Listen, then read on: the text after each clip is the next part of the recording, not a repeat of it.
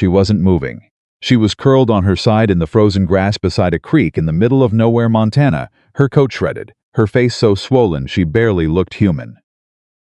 Blood had dried across her temple and soaked through the collar of her dress. Elias Crow pulled his horse to a hard stop and stared down at her. He had seen dead animals in fields before. He had never seen a human being left like one. Then his daughter Rosalie grabbed his sleeve with both hands. "Papa." Her fingers just moved. Before we go any further, if stories like this one touch your heart, please take a second and subscribe to this channel. Hit that notification bell so you never miss a story.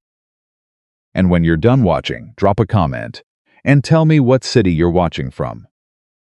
I want to see how far this story has traveled. Now let's go back to that frozen creek in Montana and the woman nobody was supposed to find. The creek didn't make a sound that morning.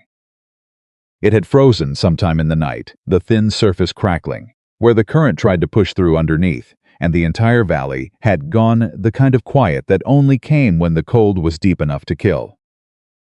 Elias Crow had ridden out before sunrise to check the fence line on the northeast corner of his property, the same fence line that had been giving him trouble since October. And he had brought Rosalie with him because she had begged him with that particular look she had inherited from her mother, the one where she pressed her lips together and tilted her head just slightly to one side. And he had never once in his life been able to say no to that look. She was 6 years old and she was already better at handling him than most grown men.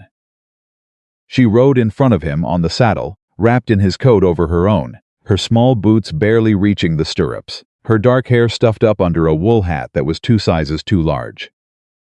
She had been talking the entire ride out, the way she always did, filling the silence with questions about why ice was clear and not white like snow, and whether horses dreamed. And could they name the new calf something other than Biscuit, because she felt Biscuit was not a dignified name for an animal. He had told her Biscuit was a perfectly fine name. She had told him he had no imagination. He hadn't argued. The fence line looked all right when they reached it, which surprised him. He had been expecting another section of broken post, maybe wired down across the ground, the way it had been 3 weeks running. But everything was standing. He dismounted and walked the length of it with his hands in his coat pockets, Rosalie sitting up on the saddle above him, watching like a small, serious supervisor. "It looks fine," she announced. "I can see that. So we came all the way out here for nothing. We came out here to check, and now we've checked." "That's right. Can we go see the creek before we go back?" He looked at her. She had that look again. He said nothing and turned his horse north toward the tree line, where the creek ran, and she made a satisfied noise and settled back against his chest when he remounted. They followed the bank for maybe a quarter mile before Elias pulled up. Something was wrong. He didn't know what it was at first.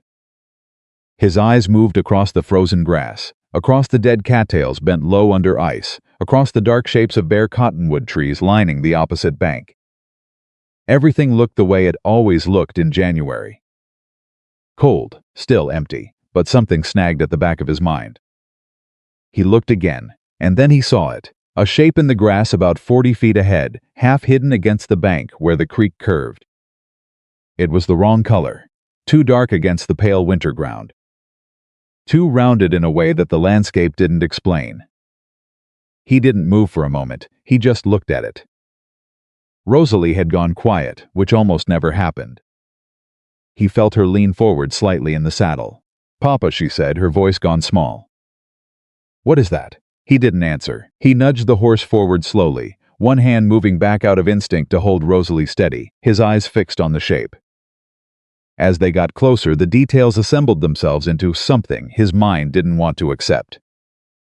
A coat, dark wool, torn at the shoulder, a hand fingers curled, resting against the frozen ground. Dark hair spread out across the dead grass, a woman. He brought the horse to a stop about 10 feet away and sat very still, staring. She wasn't moving. Her body was curled slightly on its side, one arm tucked under her, the other extended toward the bank. Her face was turned away from him. The coat was doing nothing for her in that cold. It was too thin, and it had been torn open at the back, and he could see the dress underneath was not dressed for a January morning in Montana. She was not dressed for this at all. His first thought, the thought he hated himself for, was that he was already too late. Papa Rosalie's voice was barely a whisper. She's not moving. He put his hand on his daughter's shoulder and didn't say anything. Then Rosalie grabbed his wrist with both of her small hands, her grip tight and sudden. Papa, her fingers. She moved her fingers, I saw it. He looked at the hand resting against the frozen ground. He waited, and then he saw it too, the smallest possible movement. A faint curl of the fingers, like something a person does in their sleep when they're dreaming something difficult. He was off the horse before he finished the thought. He crossed the ground fast, crouching down beside her, and what he saw up close was worse than what he'd seen from a distance. Her face was swollen on the left side, the skin around her eye purple and stretched, a cut above her temple that had bled a great deal and then stopped. Her bottom lip was split. There were marks at her throat that looked like fingers. Elias Crow had seen men after fights. He had seen men after accidents. He had helped pull a man out from under a collapsed barn roof 2 summers back. He had never seen anything that looked like this. This was not an accident. Someone had done this to her deliberately. Someone had done this to her and then left her here. Is she alive? Rosalie called from behind him. She had not dismounted, and he was grateful for that. She's alive, he said. Is she hurt bad? He looked at the woman's face. He looked at her hands. He could see she was shivering now, very slightly, and the shivering was the only thing keeping him from completely losing his composure, right there beside that frozen creek in the January cold. She's hurt, he said. We're going to help her. Okay, Rosalie said. Just like that. As if it were the simplest thing in the world. He reached out and touched the woman's shoulder carefully. Ma'am, he said, can you hear me? Nothing, ma'am, my name is Elias Crow. I've got a ranch about a mile north of here. You're gonna be all right. But I need you to hear me if you can. The faintest sound came from her. Not a word, not even close to a word, but something. A breath that was slightly different from the ones before it. A change in the tension around her eyes. She could hear him. That's good, he said, and he was surprised by how steady his own voice came out. That's real good, ma'am. I'm going to move you now. Going to hurt, I'm sorry for that, but I need to get you out of this cold. He slid one arm under her shoulders and one under her knees and lifted her, and the sound she made, when he did, nearly broke something in him. It was not a scream, it was smaller than that, and somehow worse, a sharp, compressed sound like something Heartfelt makes when they've already used up everything they had for screaming, and there's nothing left. I've got you, he said. I've got you. You're all right. He didn't know if she was all right. He strongly suspected she was very far from all right. But he said it anyway because he needed her to believe it, and he needed to believe it himself. He carried her back to the horse. Rosalie had already slid back in the saddle to make room, sitting up straight with her hands folded in her lap, her face very serious and very young and very steady all at once. He lifted the woman up in front of him, keeping his arm braced around her, and she listed sideways, and he caught her, and he felt her hand move slowly, weakly, and grip a fistful of his coat. She didn't let go. He turned the horse and rode hard for home. He didn't push hard enough to throw her around, but he rode as fast as he dared, and Rosalie sat in front of him without a word and held the woman's hand where it gripped his coat, and the woman, whoever she was, wherever she had come from, whatever had been done to her, held on. The ranch house was not large. It was a working man's home, practical and plain, built for function by Elias's own hands in the years before he married and retrofitted slightly. After Rosalie was born, a cradle corner added here, a second window put in there. His wife had made it feel like more than it was, with curtains and a braided rug and dried flowers hung in bundles from the kitchen rafters. She had been gone 3 years. The curtains were still there. He hadn't been able to take them down. He got the woman inside and onto the bed in the back room, the room that had once been storage and that he had half converted for a purpose he hadn't yet figured out. He got her out of the torn coat and saw what was underneath, and he turned away briefly and pressed his hand to his mouth. Then he turned back, because she needed him to, and he covered her in every blanket he owned. "Papa," Rosalie said from the doorway, "I'm going to make the fire bigger." "Good girl," he said, "and I'll heat some water. Good girl." She disappeared. He heard the clang of the stove grate and the rush of air as she opened the damper. He heard her moving around in the kitchen with the particular focused efficiency of a 6-year-old who had decided this was important and was going to do it right. He sat on the edge of the bed and looked at the woman. She was unconscious now, properly unconscious, which he thought was probably a mercy. Her breathing was shallow and a little wrong, not the easy in and out of sleep, but something constrained, careful, as if breathing hurt, even without knowing it hurt. He thought of the way she'd made that sound when he lifted her, and he thought the ribs were probably the answer to that. He reached out carefully and checked her pulse at her wrist. It was there, thin and too fast, but there he needed the doctor. He needed the doctor right now, and the doctor was in town, and town was 4 miles south, and he couldn't leave this woman alone, and he couldn't take Rosalie into town in this cold, and he had no one to send. He sat there for 3 seconds thinking about it. Then he went to the doorway. "Rosalie." She looked up from the stove. "I need you to stay here with her," he said. "I'm going for Doc Harlan. I'll be as fast as I can." "Can you do that?" She looked at him, then she looked at the doorway to the back room. Then she looked back at him. "Yes," she said, "I can do that. You don't have to go in there if you don't want to. Just stay close. If anything changes, I'll be with her," Rosalie said, as if he'd suggested she might sit in the corner and look at the ceiling instead. "Go get the doctor, Papa." He went. He pushed the horse the full 4 miles and knocked on Doc Harlan's door at an hour that was probably too early for knocking. And the doctor, to his credit, took one look at Elias's face and had his bag in hand before Elias finished the second sentence. "How bad?" was all Harlan said on the ride back. "Bad," Elias said. The doctor said nothing more until they arrived. When he came out of the back room 20 minutes later, he closed the door quietly behind him and stood in the main room and looked at Elias with an expression that said several things at once. "3 broken ribs," he said. "Dislocated shoulder, which I've set. Severe bruising across most of her torso. The cuts on her face will heal. The damage to her throat stopped. She was strangled, Elias."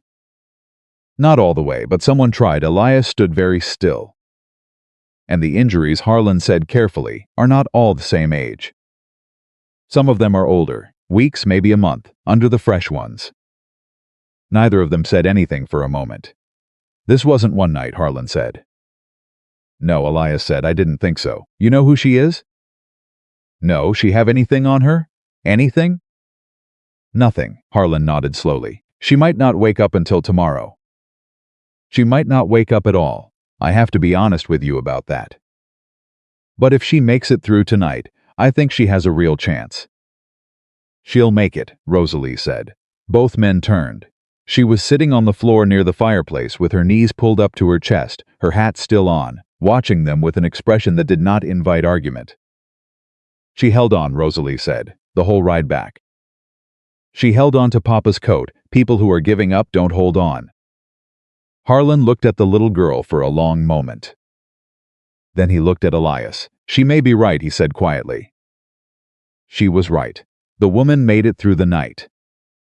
She made it through the next day, burning with fever, moving in and out of consciousness in ways that were frightening to witness, calling out occasionally in a voice too low and distorted to make out words. Rosalie sat beside her and held a cool cloth to her forehead and talked to her in a steady, quiet voice about the ranch and the horses and the calf they hadn't named yet, and the reason why Biscuit was not a dignified name. Elias listened from the doorway and felt something in his chest that he didn't have a name for. On the 3rd morning, the fever broke. He was in the kitchen when he heard the change, not a sound exactly, just an absence of the labored rhythm that had been the soundtrack of the last 3 days. He set down his cup and walked to the doorway. Rosalie was sitting on the chair beside the bed. The woman's eyes were open. They were looking at Rosalie with an expression that Elias could only describe as confused and exhausted, and very, very careful. "Good morning," Rosalie said calmly, as if this were perfectly ordinary. You've been asleep a long time. Are you thirsty? The woman's mouth moved. Nothing came out. It's okay, Rosalie said. Papa has water. Papa, I'm here, he said from the doorway. The woman's eyes moved to him. He watched her take him in his height, his coat, the hat in his hand, and he watched the calculation that ran across her face, the instinctive assessment of danger. The slight tension that moved through her entire body the moment she registered a man in the room. He understood what that meant. He had not understood it 3 days ago, but he understood it now. He kept his distance. He stayed near the doorway. He said, "My name is Elias Crow. This is my daughter, Rosalie. You're safe here. We're not going to hurt you." She looked at him for a long moment. Her eyes were gray, he noticed, a very pale gray, like winter sky, and they were sharp even now, even through the exhaustion and the pain. She was taking in everything, cataloging it. "Safe," she said. The word came out rough and barely there, like something scraped across gravel. But she said it. "Yes, ma'am, how?" Not a question. More like an argument against the word. He didn't flinch. "Because I say so, and because nobody who means you harm knows you're here." She was quiet for a moment. "Where is here?" she said. "Crow Ranch, north of Millhaven, Montana Territory." "I don't," she stopped, swallowed, started again. "I don't know where that is relative to where I was." "Where were you trying to get to?" he asked. She looked at the ceiling. Her jaw tightened, she said. He nodded slowly. "That makes sense." She turned her head and looked at Rosalie, who had been sitting very quietly during all of this, watching the conversation with wide eyes and making a point of not interrupting, which Elias recognized as an act of significant personal restraint. You were on the horse." "Yes," Rosalie said. "You saw my fingers move. You did it 2 times. The second time Papa saw too." Something moved across the woman's face. Something complicated and raw and quickly controlled. "What's your name?" Rosalie asked. The woman was quiet for several seconds. Elias had the sense she was doing something deliberate, making a decision about something. Then she said, "Clara." "Clara," Rosalie repeated, as if confirming it. "That's a good name. I'm Rosalie. Papa already told you he was Elias, but he goes by Eli when you know him better, and I think you'll know him better because we're not very good at being formal." Clara looked at his daughter for a moment, then barely, she almost smiled. It didn't make it all the way to a real smile, it stopped somewhere short, like something that had forgotten how, but it was there. "Rosalie," she said, "thank you." "You don't have to thank me," Rosalie said matter-of-factly. "We couldn't just leave you there. Papa says we always stop for people who need help. It's a rule." Clara's eyes moved back to Elias. He shrugged slightly. "It's a rule," he confirmed. She held his gaze for a moment. Then she looked back at the ceiling. "I need you to know," she said, and her voice was steadier now. "Deliberate, that whoever finds me when they find me, it will be dangerous for you. I'm not telling you this to scare you. I'm telling you so you can make a choice while you still have one." "Who's going to find you?" Rosalie asked. "The men who work for my husband." The word sat there between all 3 of them. "Your husband did this to you?" Rosalie asked. Clara's silence was its own answer. Rosalie turned and looked at her father with an expression that was entirely readable and entirely furious, and very much her mother's expression down to the last detail. Elias looked at Clara. "What's his name?" he asked. "That doesn't matter right now." "It might." "What matters right now," Clara said, "is that he has money and influence and lawyers, and he owns half the county east of here. And he will tell everyone who listens that I am unstable. That I ran away from a loving home because I am not right in my mind. And people will believe him." "Some might," Elias said. "But you're not in his county right now. He'll find it. Maybe. But until he does, you're going to rest and you're going to heal and you're not going to worry about what comes next." He said it simply, without drama. "And when something does come, we'll handle it then." Clara looked at him the way people sometimes looked at things they couldn't quite believe were real. "You don't know what you're saying," she said. "Probably not," he agreed. "But I mean it anyway." She stared at him. He looked back at her steadily and without flinching. his hat in his hands, his posture completely unguarded. After a long time, Clara looked away. She looked at the ceiling. She looked at the dried flowers hanging from the rafters in the kitchen, visible through the open doorway, the ones his wife had put there, and that he hadn't been able to take down. "You lived here with someone," she said. "My wife. She passed 3 years back. So am I." A silence fell. It was not an uncomfortable silence. It was the kind that forms when people have said something real and are letting it settle. Rosalie, who had been very patient for a very long time, leaned forward. "Clara," she said, "are you hungry? Because I can make eggs. Papa lets me make eggs now. I only broke the stove once."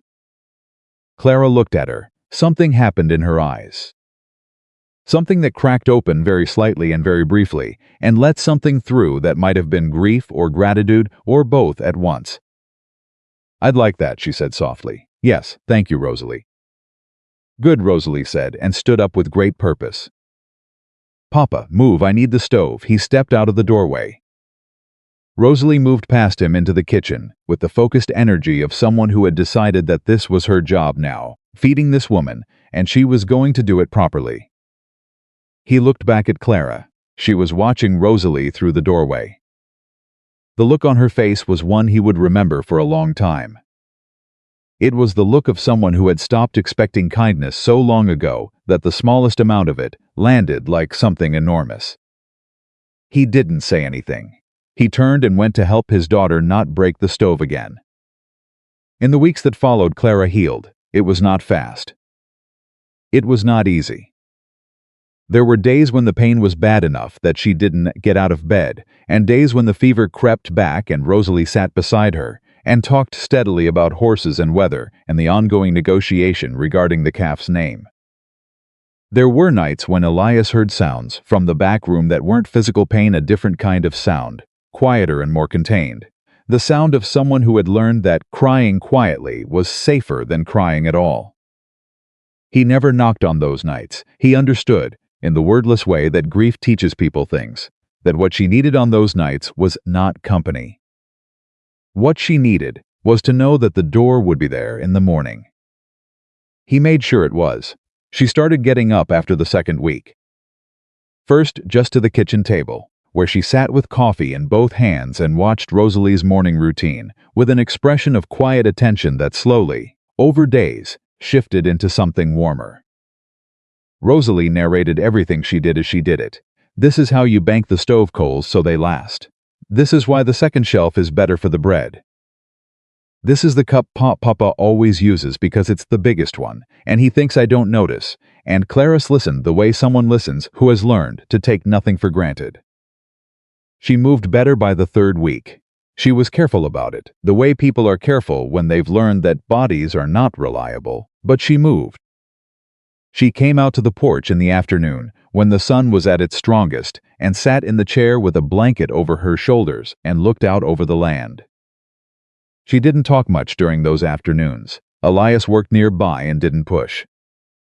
Rosalie occasionally emerged to present opinions on various topics and then disappeared back inside. The land did the work that words couldn't. One afternoon in the third week, Clara spoke without being spoken to for the first time. "You have the accounts on the kitchen table," she said. "The ledger." He looked up from the fence post he was working on. "That's right, I looked at it. The December numbers don't add right." He waited. "The feed costs are entered twice in the second column," she said. "It's about $30 off. I can fix it if you'd like." He looked at her steadily. "You know figures? I ran a household," she said. The word "ran" contained about 10 years of experience, compressed into 3 letters. A large one, with a budget that was not often enough and an accounting that had to be exact or she stopped. "I know figures. Yeah, I'd appreciate that," he said. She nodded once, pulled the blanket a little tighter, and went back to looking at the land. He went back to the fence post, but he stood there for a moment first, looking at the back of her head, thinking about a woman who ran a large household on a tight budget under conditions that had to be guessed at, who had walked out of those conditions and survived being left to die in a January creek, and was now sitting on his porch correctly identifying errors in his December ledger. Nathaniel Voss, whoever he was, had completely underestimated this woman.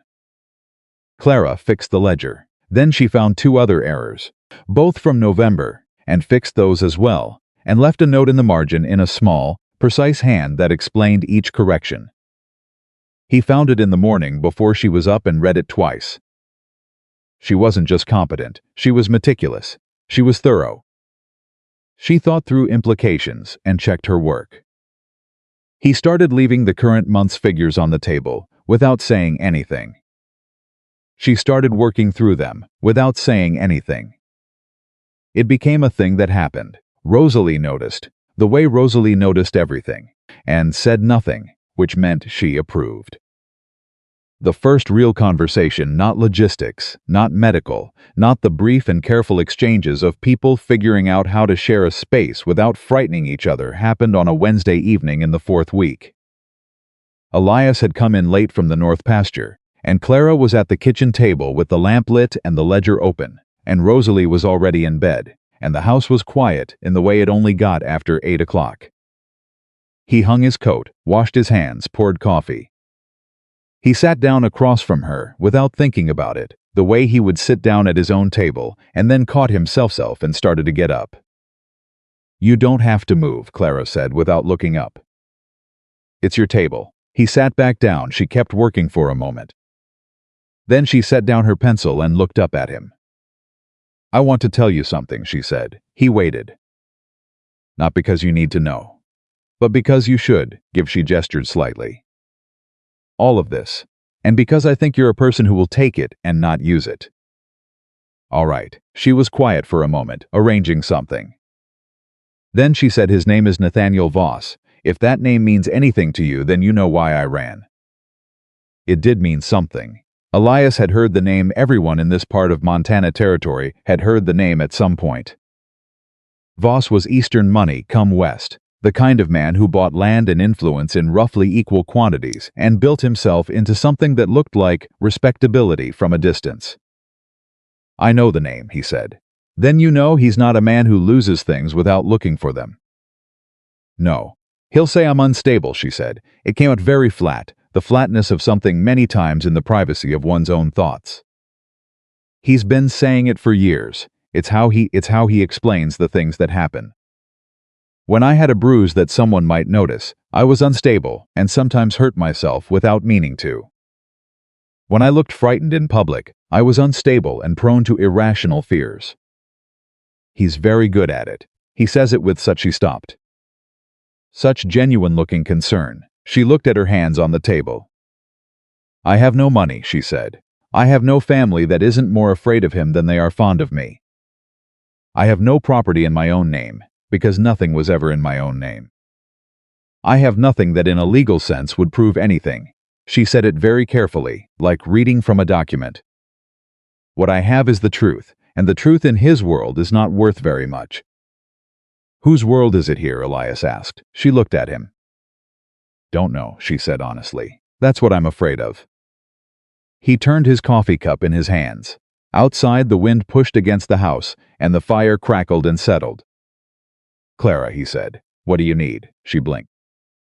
It was a small thing, but he caught it, the flicker of someone who had been asked the wrong version of that question for so long that the right version caught them off guard. "What Iwana wants, not what the law says." "What do you need to be all right?" She was very still for a moment. "Time," she said finally, "and somewhere to be while I figure out what all right actually looks like." She said it quietly, almost to herself, like something she hadn't allowed herself to say out loud before.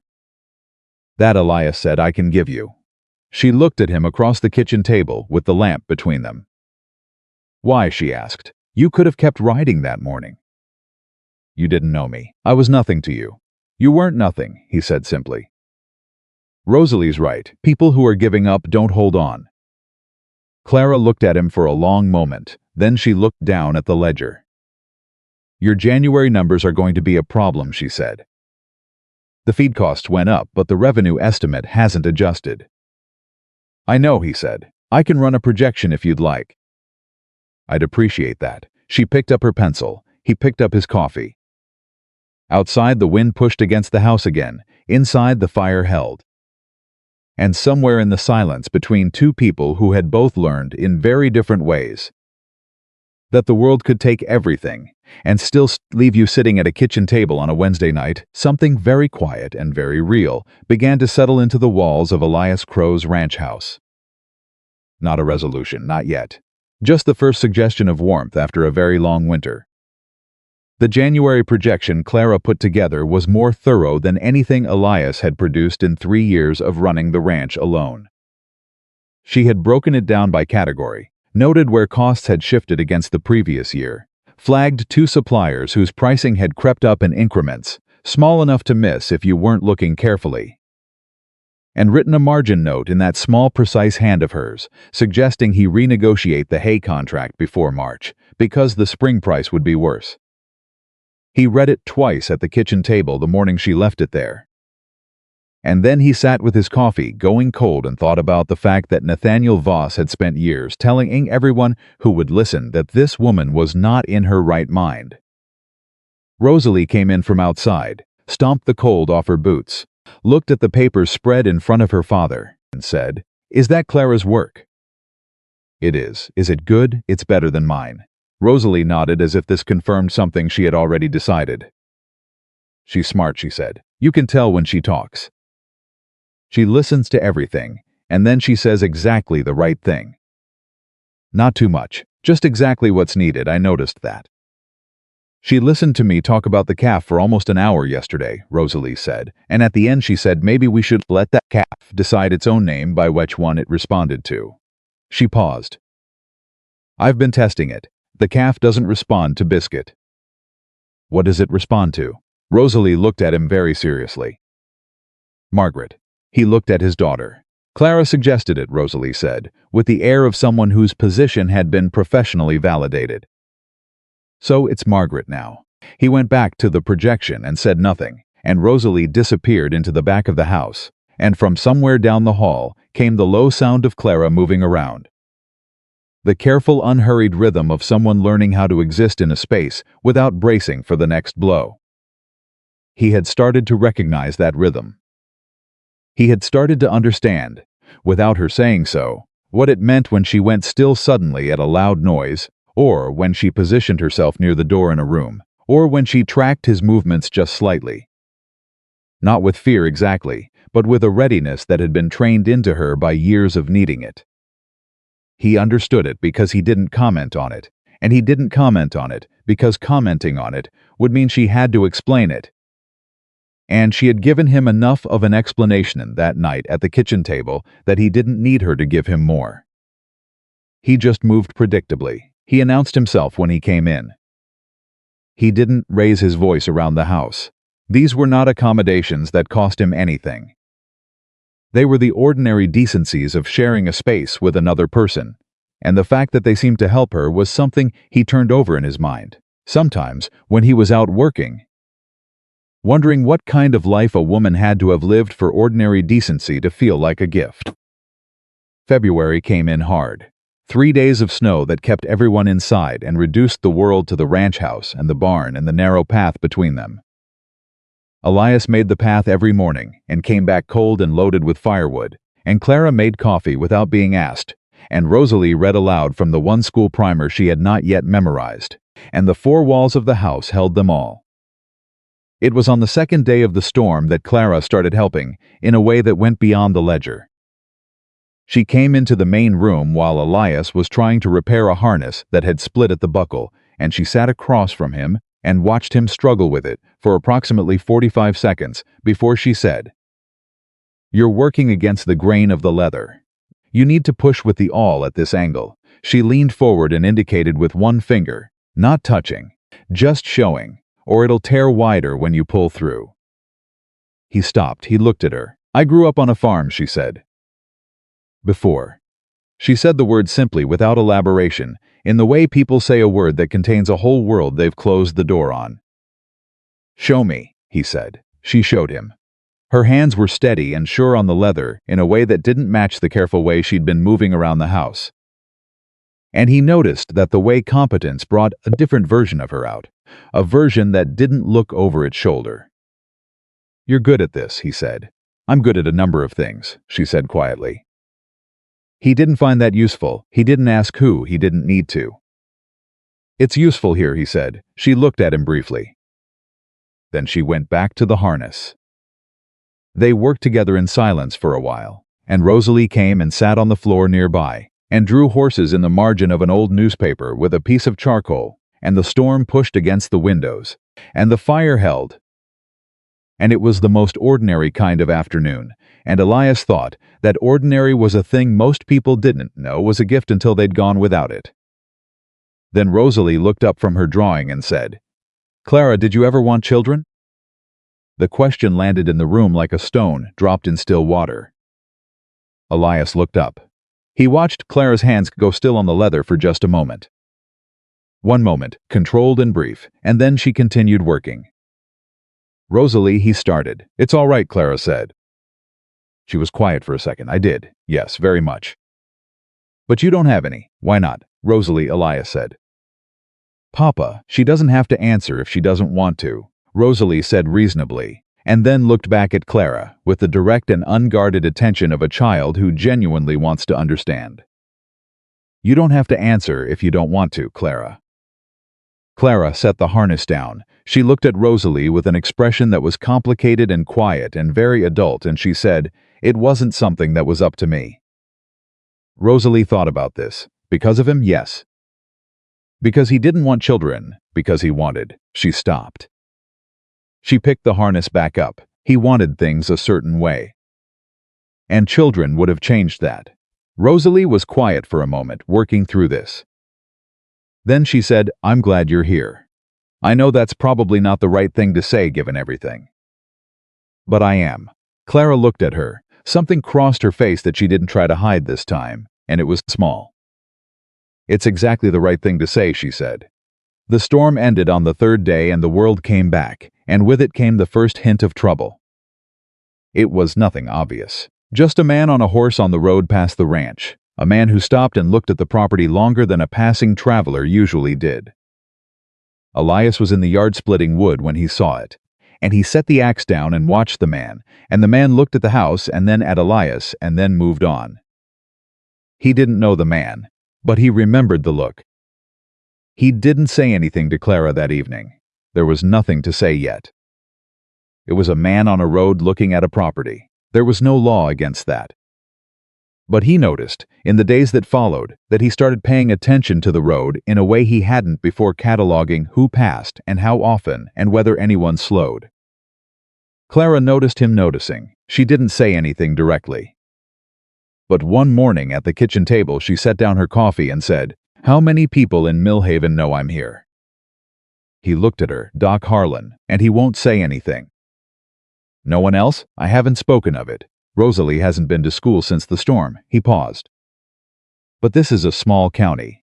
People talk about things that don't concern them." "It's the nature of small counties." She nodded slowly. "How long do you think we have?" she asked. "I don't know. Maybe a while, maybe not." She looked down at the ledger.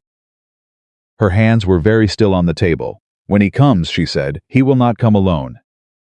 He never does anything alone. He'll have lawyers, and he'll have papers, and he'll have men who look respectable and say things in a tone of voice that makes everything sound completely reasonable." She said it the way someone says a thing they've rehearsed 1,000 times in the dark. "And I have nothing. I have no documentation. I have no witnesses to anything that happened before. I have nothing." She stopped. "Your word," Elias said. "Which is worth what exactly against his?" He was quiet for a moment. "More than he thinks," he said. She looked at him. Not with hope exactly. Hope was something she'd learned to be careful with, but with something that was evaluating the possibility of hope the way you test ice before you trust your weight to it. "He controls the narrative," she said. "He's been controlling it for years. He'll say I'm unwell. He'll say I left in a state of confusion and danger to myself, and that he is only here because he loves me and fears for my safety." She said the last part with a flatness that made the words ugly. "And people will look at him well-dressed, calm, a man of means, and then they'll look at me, and they'll decide which version sounds more likely." Not everyone, Elias said. Enough. He got up and refilled his coffee. He stood at the window for a moment. Then he turned back around. Doc Harlan documented your injuries, he said. All of them. Including the ones that weren't fresh. She went very still. He said you were treated for injuries consistent with repeated harm over a period of months, Elias said carefully. He wrote it down. It's in his records. Clara stared at him. He told you that? He told me that the morning after he treated you. He said. Elias set his cup down. He said if anyone ever came asking, he wanted his records to be clean and complete. She was silent for a long time. He doesn't know me, she said. No, he did that for someone he doesn't know. He's a decent man, Elias said. They exist. Not as many as there should be, but they exist. Something cracked open in Clara's expression. She turned her face away quickly, toward the window, and pressed her lips together, and he watched her get control of something that was clearly trying very hard to get out. He went back to his chair and sat down and looked at the ledger without reading it. After a moment, she said, without turning around, I don't know how to accept help. I noticed. He made accepting help into something dangerous. If you accepted help from someone, it meant you owed them. And the owing was always worse than whatever the help had been. That's not how it works here, Elias said. I know. She turned back around. Her eyes were dry, but just barely. I know that. I'm trying to make myself believe it. Take your time, he said. She looked at him for a moment. Then she picked up her pencil and looked at the ledger. Your March hay estimate is wrong, she said. I know, he said. Do you want me to please? She started writing. He picked up the harness from the day before, the one they hadn't quite finished, and began working on the next section, and the morning moved forward the way mornings do when people have decided, without announcing it, to simply keep going. What happened next came on a Thursday. Elias was in the barn when he heard Rosalie's voice from the yard, not her usual voice, not the running commentary that accompanied most of her days, but a different register, higher and careful, the voice she used when she was being deliberate. He came out of the barn. There was a man in the yard. Not the man from the road, a different man, younger, better dressed, with the kind of clothes that said he'd come from somewhere that had more money than Millhaven. He was standing near the gate with his hat in his hands and a pleasant expression that didn't reach his eyes, and Rosalie was standing about 15 feet in front of him with her arms crossed and her chin up, and she was not moving. Who are you? Elias said, walking from the barn. The man turned and put on a wider version of the pleasant expression. Afternoon, sir. My name is Garrett. I work for Mr. Nathaniel Voss. I know who you're looking for, Elias said. The man paused. Then the pleasant expression shifted slightly, recalibrated. Then you know Mr. Voss is very concerned about his wife. She left in a state of I'm going to stop you there, Elias said. He had reached the man now. He was taller than Garrett by 3 inches, and he had spent 20 years doing physical work, and he stood the way men stand when they are not performing, being unafraid. I don't know anything about your employer's wife. I don't know why you're on my property, and I'd like you to tell me which part of this situation you'd like to start with. Garrett looked at him. The pleasant expression had mostly dissolved. Sir, this is a legal matter. Is there a law being broken here? Mr. Voss believes his wife may be. I asked if a law was being broken. A pause. Not at this time. Then you're trespassing, Elias said. And I'd like you to leave. Garrett looked at him for a long moment. He looked at Rosalie, who had not moved and was still watching him with that chin-up expression that had won every argument she'd ever had with her father. Mr. Voss will be in the area, Garrett said. He'll want to speak with anyone who may have information. He's welcome to knock, Elias said, like anyone else. Garrett put his hat back on. He looked at the house once, a long, calculating look, and then he turned and walked back to his horse. Elias watched him go. He waited until the sound of hooves faded before he turned around. Rosalie had not moved. Good, he said, meaning several things. He looked at the house the whole time, she said. Even while he was talking to me, he wasn't looking at me at all. I know. He was looking to see if he could see anything through the windows. I know. She looked at him. Is she in there? Yes. Does she know? Rosalie nodded once. She uncrossed her arms.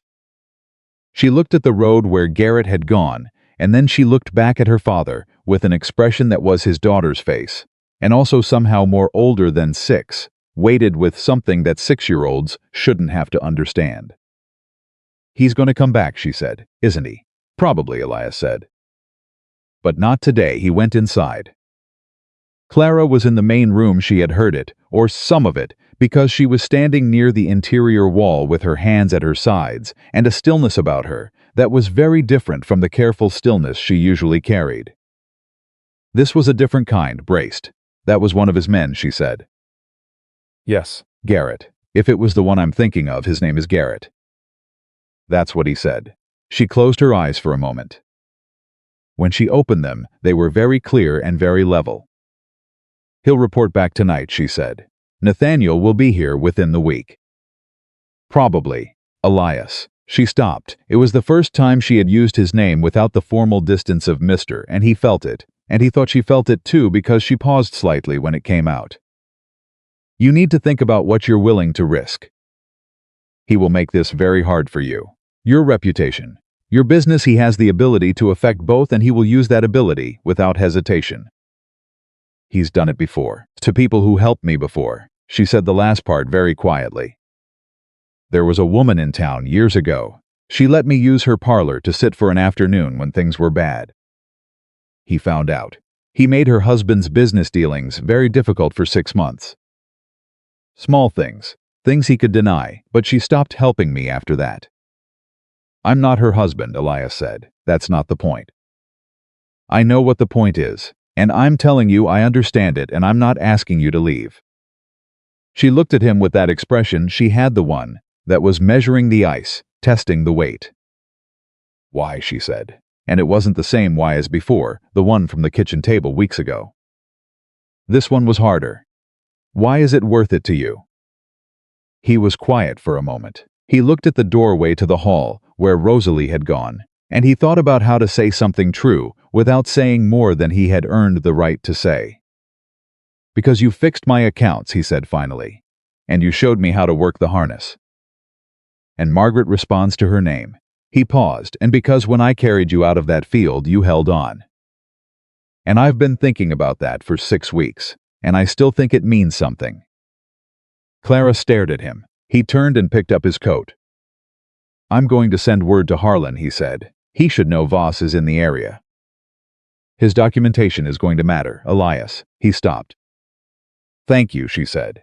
It came out very plain and very direct, none of the polite formality of the first days, and he understood that she meant it as plainly as she said it.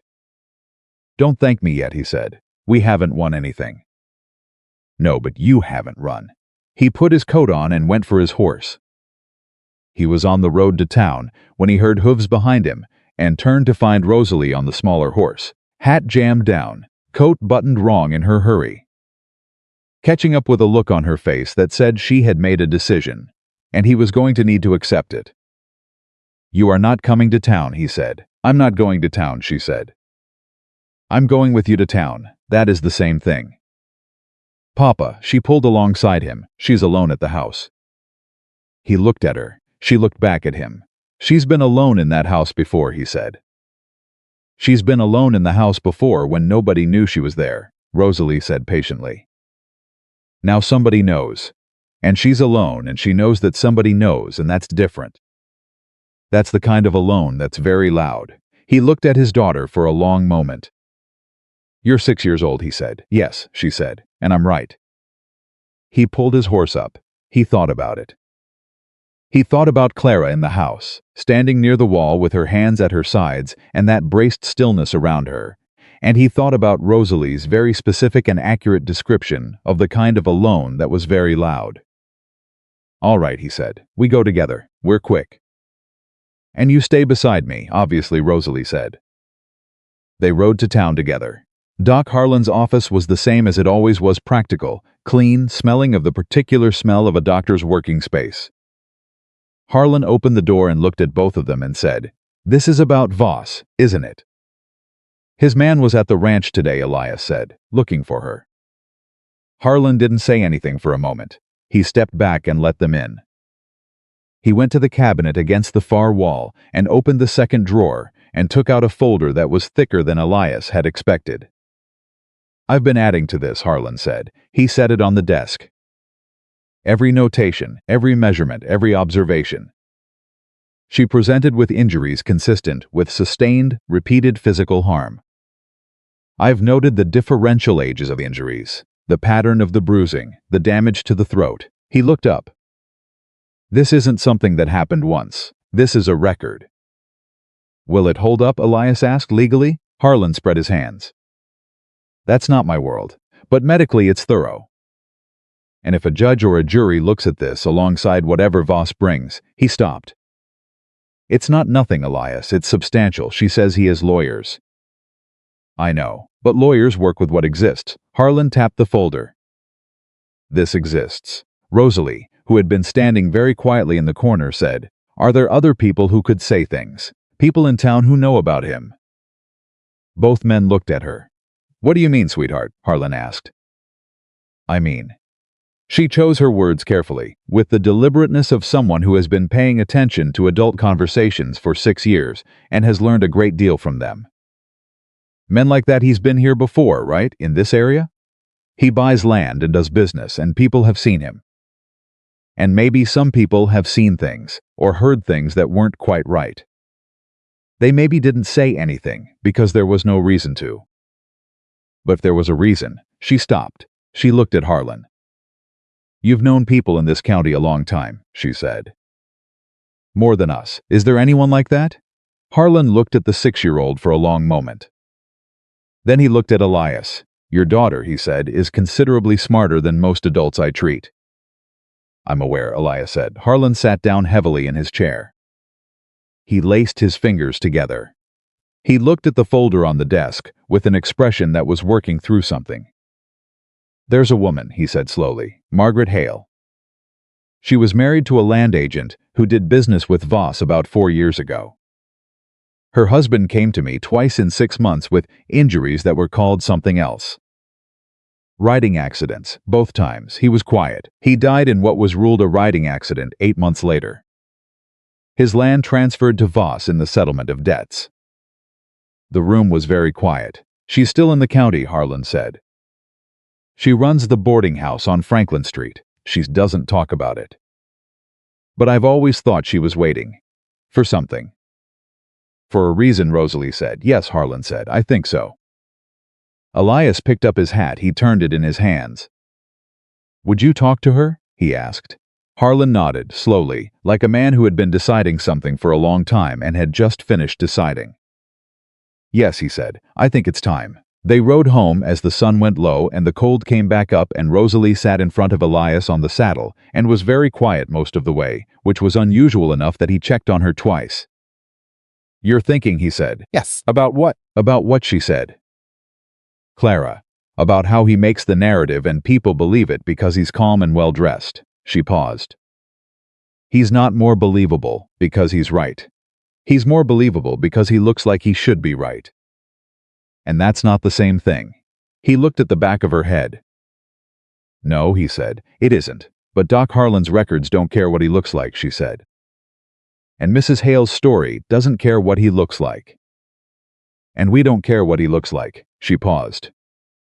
"That's what truth actually does, isn't it? It doesn't fight the same way. It just exists, and you put enough of it together and it doesn't matter anymore how calm he is." He held his daughter a little tighter on the saddle and didn't say anything. They came over the low rise and the ranch house was visible below them. The lamp lit in the window, a thin line of smoke from the chimney. Clara was still there. She had made supper. She was standing at the stove when they came in, and she turned and looked at both of them and did not say anything for a moment, just looked, the way someone looks when they were not certain. Someone was coming back and is relieved to be wrong. "You didn't have to do this," Elias said, meaning the supper. "I know," Clara said. "Sit down, both of you. You look cold." Rosalie hung up her coat and sat down at the table and looked at the food, and then looked at Clara with an expression of deep approval. Is that biscuits? She asked. Real biscuits? Not the kind Papa makes where they're sort of... Rosalie, Elias said, asking. Real biscuits, Clara said, and there was something in her voice very small, very careful, but there that was almost humor. Almost. They sat at the table together, the three of them, and they ate, and outside Nathaniel Voss was somewhere in this territory getting closer, and the week was growing shorter, and what was coming was still coming.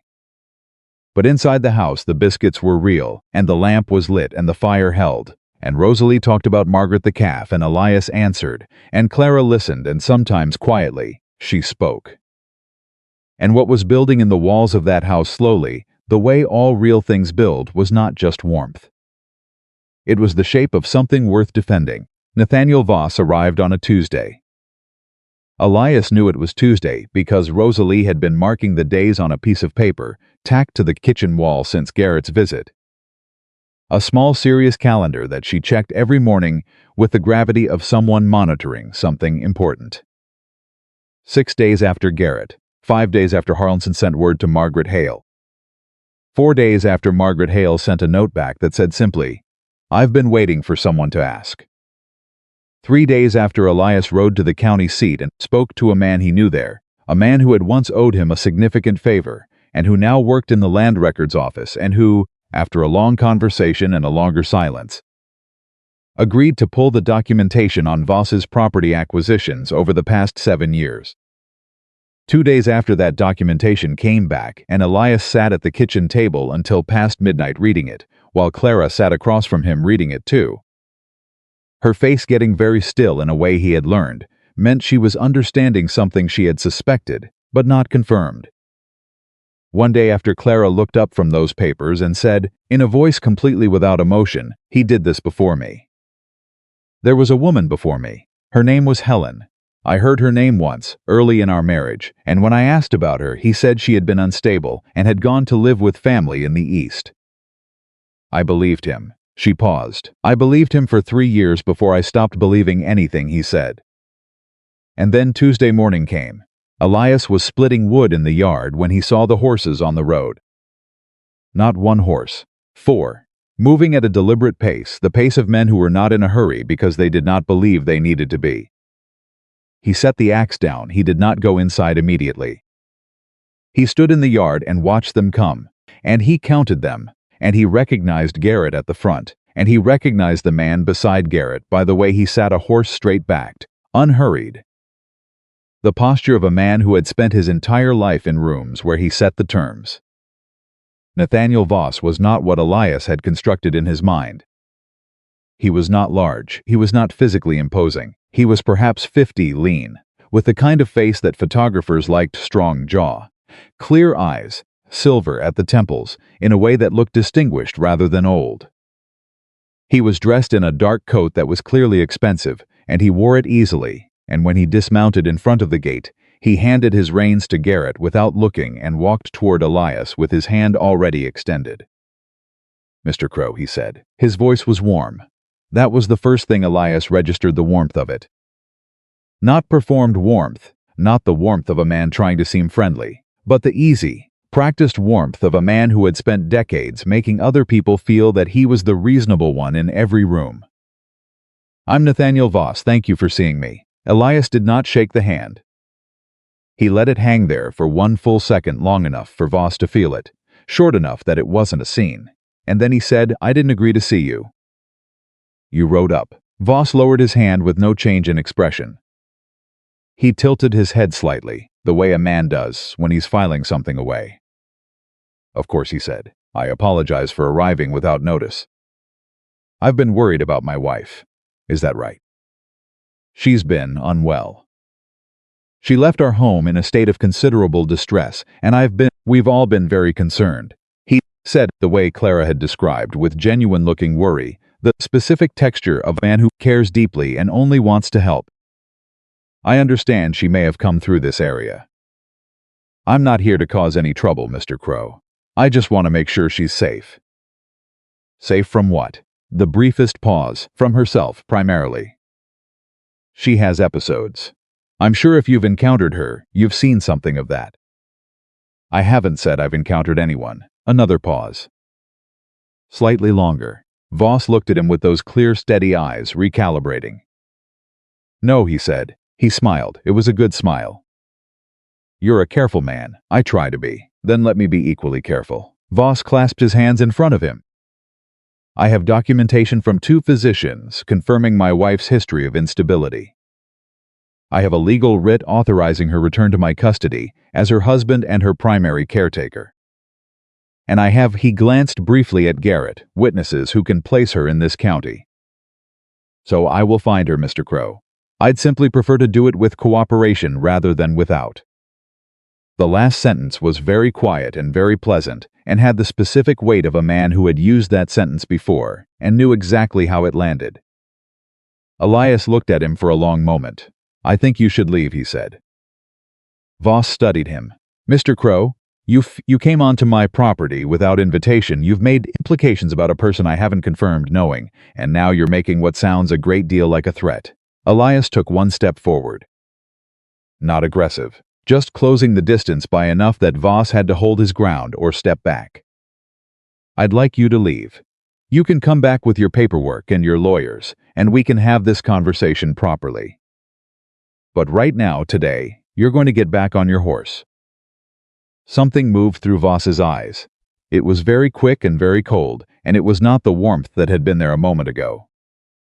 Then the warmth came back, smooth as a card being turned over. Of course, he said. I don't want any trouble. I'll be in Millhaven.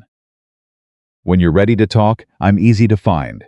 He turned and walked back to his horse, took the reins from Garrett, and mounted without effort or haste. He did not look at the house. He looked at Elias. She needs help, he said from the saddle. I hope you'll remember that. Then he turned and rode back the way he'd come, his men behind him, and Elias stood in the yard and watched until all 4 horses were gone. He went inside. Clara was in the main room. She had heard it. The windows were not thick, and she was standing against the interior wall with her arms wrapped around herself. Not looking frightened exactly, but holding herself the way people hold themselves when they are working very hard to stay in one piece. He was here, she said. He was here. He was calm. Wasn't he? Very. She closed her eyes for a moment. That's when he's most dangerous, when he's calm. She opened her eyes. He'll go to town, he'll talk to people, he'll be gracious and worried, and everyone will feel how reasonable he is. Some will, Elias said, but Harlan's already talked to 3 people this week. And Mrs. Hale isn't someone who forgets things. Clara looked at him. Margaret Hale, from the boarding house? You know her? I know of her.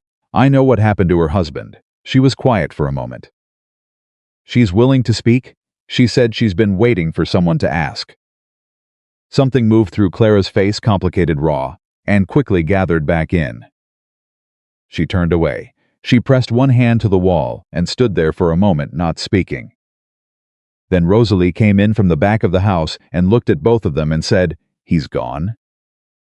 "Gone," Elias said. "Good." She came and stood beside Clara, not touching, just near, with the instinct of a child who understood that sometimes near was what was needed. He had mean eyes, she said, even from the window. He was smiling, but his eyes weren't. Clara looked down at her. "You saw him from the window," Elias said. "I was watching," Rosalie said, unrepentant. "You can't expect me not to watch something like that." Clara made a sound. It was not a laugh, not quite, but it was the closest thing to one that had come out of her, and Rosalie heard it, and looked up with a small satisfied expression, as if she had intended that all along. "He didn't scare Papa," Rosalie said to Clara. "Did you see that? Papa didn't shake his hand." "I saw," Clara said quietly. "Papa never not shake someone's hand," Rosalie said. "He shook the hand of the man who sold him a broken plow, and didn't say a word about it until they were done with the handshake. So when he didn't shake that man's hand," she looked at Elias. "That was on purpose. Everything I do is on purpose," Elias said. "The broken plow wasn't on purpose. The handshake was." Rosalie turned back to Clara. "See," she said, "it's fine." "We're fine." Clara looked at the little girl beside her. She reached out and put one hand briefly on Rosalie's shoulder, the first time Elias realized that he had seen her initiate physical contact with anyone, and then she straightened and looked at him. "What do we do now?" she asked. "Now," he said, "we go to Harlan." They went to Harlan that afternoon, all three of them, and Harlan's office was not empty. Margaret Hale was already there. She was a woman in her late 40s, plain dressed, with the kind of face that had been handsome once and was still good strong bones, steady eyes. The look of someone who had carried something heavy for a long time and had learned to carry it without showing. She stood when they came in, and she looked at Clara, and something passed between the two women that Elias couldn't fully read, but that he understood was significant. "Mrs. Voss," Margaret said. "Miss Whitmore," Clara said with a firmness on the name that said something important about how she was thinking of herself. "My name before him was Whitmore. I'd rather use that." Margaret looked at her for a moment.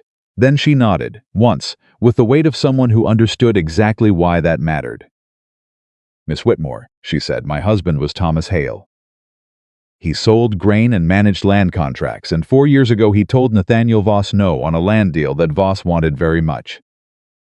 6 months later, Thomas was dead." She said it straight, no preamble, no winding up. Just the facts, delivered like stones set in a row. "It was ruled an accident. I never believed it, but I had no proof and no money and a boarding house to run and nobody who wanted to hear it." She paused. "I want to be heard now." Clara sat down across from her. "Tell me about Helen," Clara said. The room went very quiet.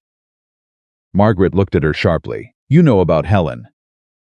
"I know the name." I found documentation. Clara glanced at Elias. He reached into his coat and set the papers from the county records office on Harlan's desk. A property transfer. Her family's land and the sale of debts following her death. "She died in Voss's house 18 months before I married him." "She didn't die from illness," Margaret said. "The official record says fever." "Half this county knows the real story and nobody has ever said it publicly." Her jaw tightened. "Because nobody believed it would matter." "It matters now," Harlan said from his chair. He had been quiet through all of this, listening, and now he picked up the folder that had been on his desk and held it. "I have Miss Whitmore's medical documentation.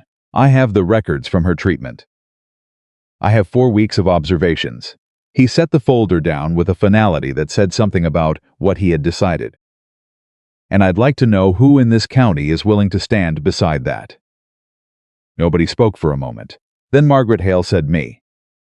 Then Harlan said me, and then from beside Clara, Rosalie, who had no legal standing and no documented history and was 6 years old, and had been sitting very quietly in the corner with her hands in her lap, said me. Obviously, Clara looked at the 6-year-old. Rosalie looked back at her without flinching. "Rosalie, Elias, start her," Rosalie said. "I'm the one who saw her fingers move. I was there." She looked at him with the same direct clarity she had looked at Garrett with, and at the window when Voss rode up, and at every moment in the past weeks when something hard needed looking at steadily. "I have something to say, and I'm going to say it." The room was very quiet. Harlan looked at Elias with an expression that walked the line between helpless and deeply impressed. Elias looked at his daughter. "All right," he said. Then he looked at the room. "Then it's 5 of us," he said. "And we need a lawyer." The lawyer was a woman named Grace Sutton, which surprised everyone in Millhaven because female lawyers were rare enough to be remarkable in that territory. But Grace Sutton had been practicing for 11 years out of a narrow office on the 2nd floor of the bank building and had the specific reputation of someone who won cases that other lawyers said couldn't be won. Harlan knew her. He sent word that evening. She came the following morning. She was small and fast-talking and took notes in a hand nearly as small and precise as Clara's, and she read through Harlan's documentation in 7 minutes and the county records in 4, and then she set everything down and looked at Clara directly. "Tell me everything," she said, "from the beginning. Don't leave things out because you think they're too small." "The small things are usually what wins," Clara told her. All of it. Elias had not heard all of it. He had heard the outline, the years of control, the isolation, the way Nathaniel dismantled every relationship she had until she had no one but the details. The specific and precise details that Clara laid out now in that steady, deliberate voice, those were new. The household accounts she was allowed to keep, but not allowed to act on without approval. The letters from her sister that arrived opened, and sometimes didn't arrive at all. The doctor Nathaniel chose for her, who had agreed with everything Nathaniel said, and prescribed things that made her feel foggy and slow, and whom she had stopped seeing by pretending to take what he gave her and hiding it instead. The night she decided to run, not the night they found her, but the night 3 weeks before that, when she had overheard Nathaniel on the phone, talking about a property in the Eastern Territory, and she had understood, with a coldness that went all the way through, that he was planning to move, and that if he moved her with him, she would never find the ground she needed to leave. So she ran, and his men found her on the 3rd day. And they left her beside a creek in January. Grace Sutton wrote throughout. When Clara finished, Grace set her pen down and looked at her notes and then looked up. "You have a strong case," she said. "I want to be honest with you, it's not certain. He has resources, and he has lawyers, and he will fight this with everything he has.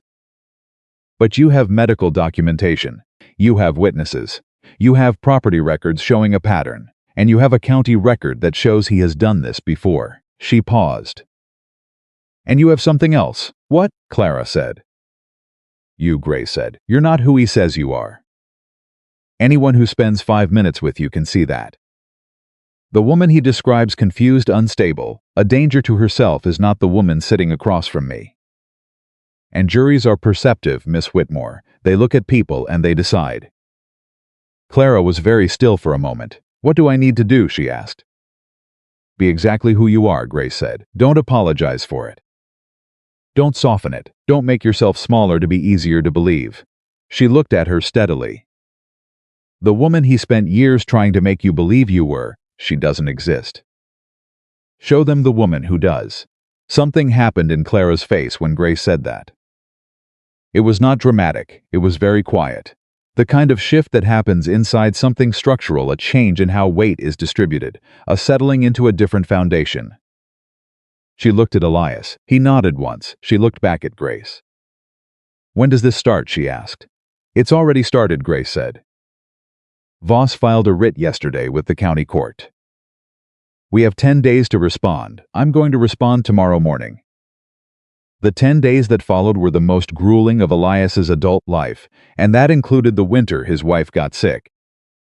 Voss moved efficiently, the way he did everything with the smooth momentum of a man who understood systems and knew how to use them. He had 2 lawyers and a character witness from the Eastern Territory, a physician who had documentation that had been treated for episodes of hysteria and confusion, a neighbor who was prepared to testify that she had behaved erratically on multiple occasions. Grace dismantled the physician in 2 hours of preparation. His documentation was signed by a man who had also signed a property deed that transferred 40 acres to Nathaniel Voss's company 3 months after Clara and Nathaniel married. His objectivity was not what it appeared to be. The neighbor was trickier. He believed what he said. Elias drove out to speak to him on the 4th day alone, and sat with the man on his porch and talked about Voss for a long time. And the man, a decent, ordinary person who had simply taken Nathaniel at his word, because Nathaniel was credible and convenient, began slowly to look uncomfortable. Elias did not pressure him, he simply asked questions. He asked what specifically he had seen. He asked who had told him what it meant. He asked whether he had ever spoken to Clara directly. The man was quiet for a long time after that last question. "No," he said. "He mostly kept her at home." "Did that seem right to you at the time?" Elias said. A longer pause. "I didn't think about it," the man said. "I know," Elias said. "Neither did I about a lot of things until I had a reason to look closer." The man did not testify. Margaret Hale did. She stood up in the county courthouse on the 8th day and she told the story of Hale and the land deal and the 6 months that followed and the riding accident that was not an accident. And she did it in the same straight, flat way she had done it in Harlan's office, stones in a row, and the room was very still while she spoke. Voss's lawyer cross-examined her for 30 minutes. She did not change a word. Harlan testified he read from his documentation. He explained. in medical language that he then translated into plain speech, what the injuries he had treated represented. He used the phrase repeated and sustained over an extended period 3 times, and each time said it. The room got a little quieter. Voss sat through all of it with the same composed, concerned expression, and his lawyers objected at measured intervals, and he leaned over occasionally to speak to them in a low voice, and he looked like exactly what he had always looked like. A reasonable man dealing with an unfortunate situation.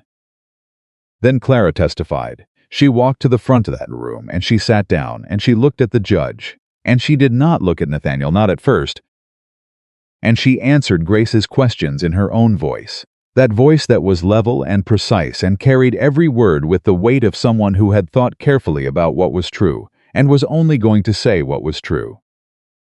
She talked about the accounts she wasn't allowed to act on, the letters that arrived opened, the doctor she stopped seeing, the phone call she overheard, the night she ran, the 3 days before his men found her. The creek. She talked about the creek. She said it plainly. She said that when she lay down in the grass beside that water, she did not expect to get up. She said she had stopped expecting things by that point.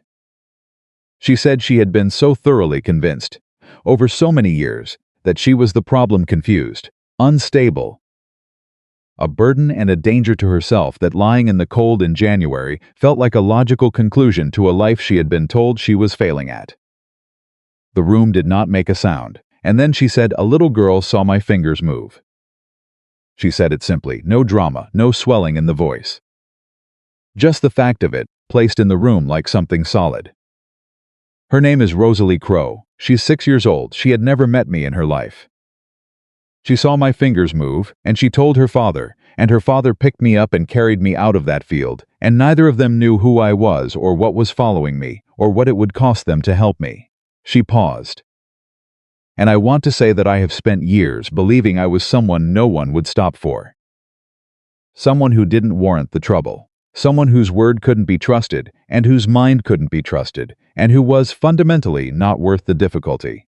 Her voice was completely steady. I know now that was something I was taught. I know now it was not the truth. She looked at Nathaniel Voss for the first time. He looked back at her with that calm, composed face. She did not look away. "I am not confused," she said.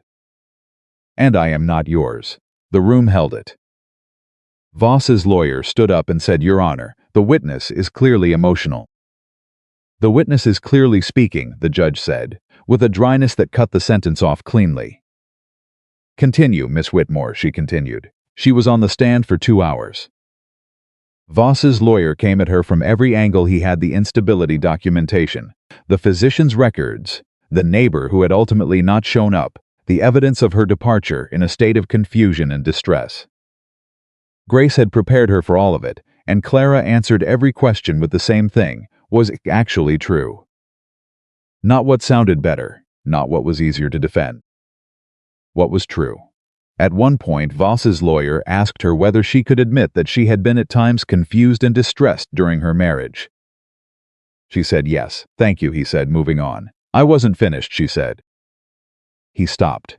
"I was confused and distressed," she said, "because I was living with a man who was methodically dismantling my ability to trust my own perception.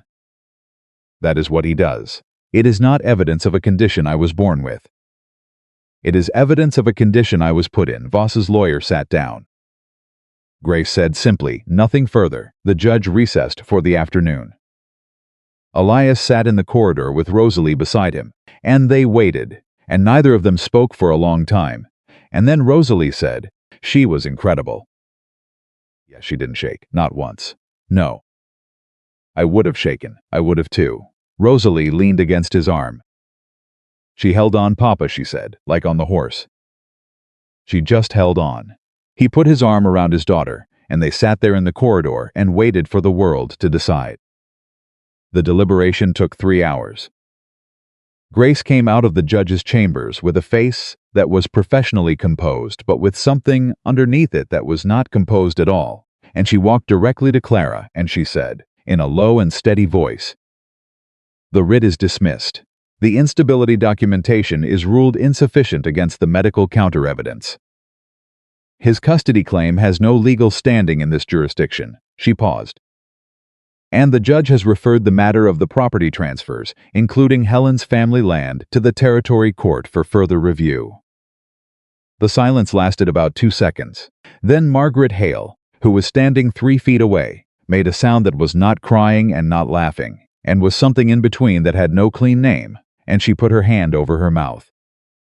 Clara stood very still. Elias watched her face. She didn't collapse. She didn't make a dramatic sound. She stood there in that corridor, and her face did something very quiet and very total, like a building that has been held up by the wrong frame for years, and the correct frame has just been put in place, and the strain releases all at once without fanfare. She turned to Elias. "It's not over," Grace said. "The territory court will take time. He'll challenge this." "He has resources." "I know," Clara said. She was still looking at Elias. "But today," Grace said, "you're free." Rosalie came around her father's arm and stood in front of Clara and looked up at her with that serious face and those clear eyes. "Told you," she said. Clara looked down at the 6-year-old who had seen her fingers move in the January grass, who had held her hand on the horse ride home, who had brought her soup and talked about calves, and sat beside her through the fever nights and argued about names with a ferocity that was also, at its core, a form of love. She crouched down to Rosalie's level. "You did," she said. And then she did something she had not done since Elias pulled her out of that field. She let go of the thing she had been holding on to, not the hope, not the strength, but the brace, the permanent readiness for the next blow, and she put her arms around Rosalie Crow and held on. Rosalie held on right back. Over Clara's shoulder, Elias looked at the door of the courthouse, through which Nathaniel Voss had already departed without drama, without confrontation, with the smooth and practiced exit of a man who was already calculating his next move. He was not done. Grace was right about that, but today he had lost. And the woman he had spent years trying to unmake was standing in a courthouse corridor in Millhaven, Montana Territory, holding a 6-year-old girl, and she was whole. Voss left Millhaven the same afternoon the writ was dismissed, and the town noticed. Not because he made a scene, he didn't. He checked out of the hotel on Franklin Street, settled his bill without complaint, shook hands with the clerk, and rode out with his men in the same composed, unhurried way he had arrived. But Millhaven was a small county, and small counties ran on information the way ranches ran on water. And by supper time that evening, every person who mattered knew that Nathaniel Voss had walked into that courthouse with 2 lawyers and a fistful of documentation, and walked out without a single thing he came for. Margaret Hale heard it at her boarding house and said nothing, just went to the kitchen and made a pot of coffee strong enough to stand a spoon in, and sat with it alone for a long time. Harlan heard it in his office and allowed himself exactly 1 moment of satisfaction before going back to a patient who needed his attention. Rosalie heard it on the ride home from the courthouse and said, "Good," and then asked if they could stop and check on Margaret the calf. They stopped and checked on Margaret the calf. She responded to her name. Rosalie was quietly triumphant. Clara sat on the front seat of the wagon beside Elias and did not say much on the way back. He didn't push. He had learned, over the past weeks, the difference between Clara's silences, which ones were withdrawal and which ones were processing, which ones needed company and which ones needed room. This one needed room. She was sitting with something large and unfamiliar, turning it over, and she needed the space of the ride and the cold air and the ordinary sound of the horses to do it in. When they pulled up to the ranch, she got down from the wagon and stood for a moment looking at the house. Just looking at it. The way she had looked at things in the first days when she was cataloging whether they were safe. "It doesn't feel real yet," she said. "It will," he said. "How long did it take you," she glanced at him, "after your wife, for things to feel real again?" He thought about it honestly, the way she deserved. "About a year," he said. "And then one morning I came in from the barn, and Rosalie had made coffee, and it was terrible. She was 4 years old. She had put in twice the grounds and forgotten to let it brew, and I drank it anyway, and I thought, this is my life. And it felt real, not good yet, but real." Clara looked at him. "She was 4 and she was already making coffee?" she said. She was 4, and she was already running the household, he said. I was decorative. Clara made that sound again, the one that was almost a laugh. It was coming more easily now, that almost law, he noticed. She went inside. He unhitched the horses and put them up and stood in the barn for a few minutes in the quiet, his hands resting on the stall gate, thinking about Grace's words in the corridor. It's not over. He will challenge this. He has resources. He had resources too now. Not money, he would never match Voss in money. But Harlan had his documentation. Margaret Hale had her testimony. Grace Sutton had 11 years of winning cases that couldn't be won. And the territory court had been given the property transfer records, which meant there were people with authority looking at a pattern that Nathaniel Voss had spent years counting on nobody seeing. That wasn't nothing. He went inside. Rosalie was already at the stove, which was either a good sign or a warning, depending on what she was attempting. Clara was at the kitchen table with the lamp lit, her hands wrapped around a cup of coffee that she had made herself, and she was looking at the window with that middle-distance expression that said she was somewhere else in her mind. She came back when she heard him. I want to write to my sister, she said. He stopped. She looked at him steadily. She's in Colorado. She married a man Nathaniel didn't approve of, which is the best possible recommendation for a man, as far as I'm concerned now. I haven't spoken to her in 4 years. He intercepted the letters. She paused. Grace said the legal situation is stable enough now that contact isn't a risk. I want to write to her. Then write to her, he said. I don't know what to say. He hung his coat. He sat down across from her. Start with that you're alive, he said. She looked at the table for a moment. That's a reasonable place to start, she said quietly. She wrote the letter that night, after Rosalie was in bed, sitting at the kitchen table with the lamp pulled close, and he worked nearby on the harness straps that still needed finishing, and neither of them talked. But the silence was the kind that had stopped needing to be filled, the kind that two people fall into when they have gotten past the performance of company and into the real thing. She was still writing when he went to bed.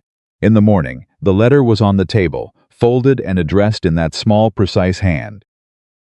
He took it to town with the week's post and didn't mention it, and she didn't mention it, and 3 weeks later a letter came back. He brought it home and set it on the table, without comment. She stood and stared at it for a full 30 seconds before she picked it up. He went outside to give her the room. When he came back in, 20 minutes later, she was sitting at the table with the letter flat in front of her, and her face was wet, and she was not pretending otherwise. And Rosalie was sitting beside her with her small hand on Clara's arm, not talking, just there. He got coffee. He sat down. After a while, Clara said she wants to come. My sister. She says she's been looking for me for 2 years and she never stopped. Her voice was rough. She thought I was, she thought. She stopped. She pressed her lips together. He told her I had chosen to cut off contact, that I found the relationship too difficult for my condition. The room was very quiet. She believed him for about 6 months, Clara said. And then she didn't, and she's been trying to find me since. She found you, Rosalie said. Clara looked at her. She found you, Rosalie said again, with the simple certainty of a child who understood that the only important part of the sentence was the verb. The sister's name was Ruth, and she arrived 5 weeks later, on the Tuesday afternoon stage, from the rail junction 60 miles south, and Clara was standing in front of the post office in Millhaven when the stage pulled up. And when Ruth stepped down, they grabbed each other in the middle of the street and held on with the specific ferocity of two people who had rehearsed this reunion for years without knowing if it would ever happen. Elias and Rosalie stood at a discreet distance. Rosalie watched with her arms crossed and an expression of deep emotional satisfaction. That's what it should look like, she said. What should look like? Elias said. People finding each other, she said. It should look like that.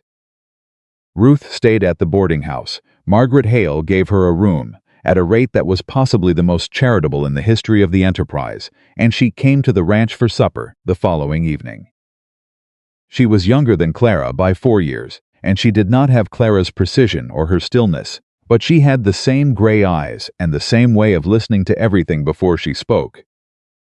And when she sat at Elias's kitchen table and looked around at the dried flowers and the ledger and the charcoal horse drawings Rosalie had tacked to the wall and the general evidence of three people who had figured out how to live together, she looked at Clara and said, "Okay, tell me everything. From the beginning, I want all of it." Clara told her all of it. Elias found reasons to be in other parts of the house during some of it because some of it was not his to hear. But he heard enough, and what he heard, pieced together with what he already knew, assembled into something complete. The full shape of what Clara had survived. Ruth was very quiet at the end. Then she said, "I'm going to say something, and I need you to not argue with me." "I'll try," Clara said. "You should have gotten out years before you did." "I know. I'm not blaming you. I'm saying you stayed in something that was destroying you. Because he made you believe the destruction was your own fault, and that's what he does. That's what men like him do. They make the walls look like weather." She stopped. "But you got out, and you survived. And you're sitting here in this kitchen that smells like coffee and old leather and someone who knows how to cook." And your voice caught slightly. "You're you, Clara. You're still you." He didn't get that. He tried and he didn't get it. Clara looked at her sister across the table. "I know," she said. And this time when she said it, it sounded like she actually did. Ruth turned to Elias. He met her eyes, and she studied him with that same gray-eyed thoroughness, and he understood he was being assessed in a way that was quite serious, and he stood still for it. "Thank you," Ruth said. Simply, directly, without any of the polite scaffolding that usually surrounded those words.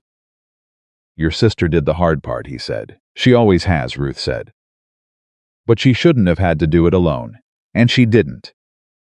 So she held his gaze. Thank you. The territory court review took longer. Grace had warned them it would. The machinery of legal institutions moved at its own pace and not at the pace of the people waiting on it. And in the meantime, Nathaniel Voss was not idle. He filed 2 challenges to the county court decision, both of which Grace answered without apparent difficulty.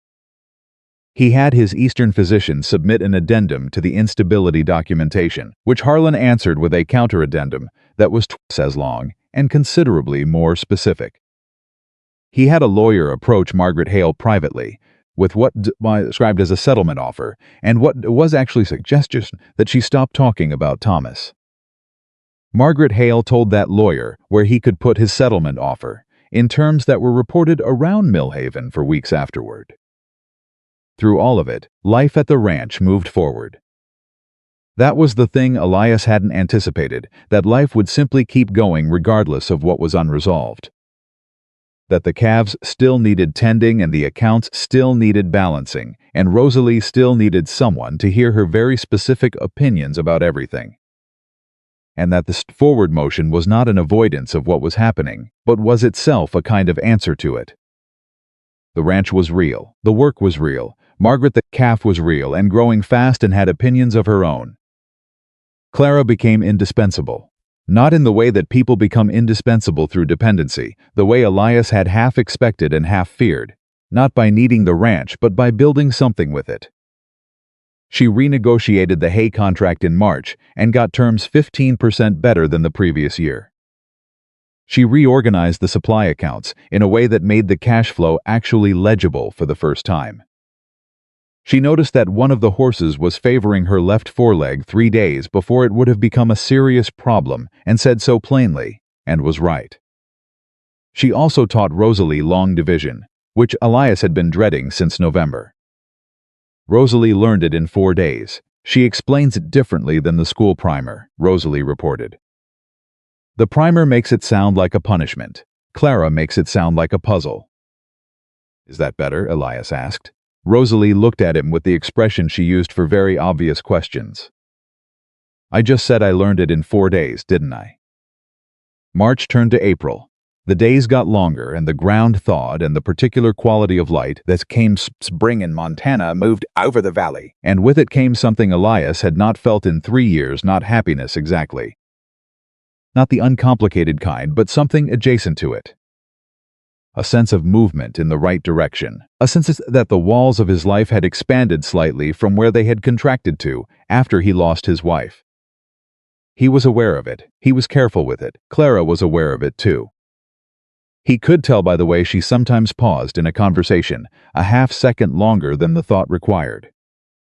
The way she occasionally looked at him, when she thought he wasn't looking, and then went back to what she was doing with a deliberateness that was its own kind of acknowledgement.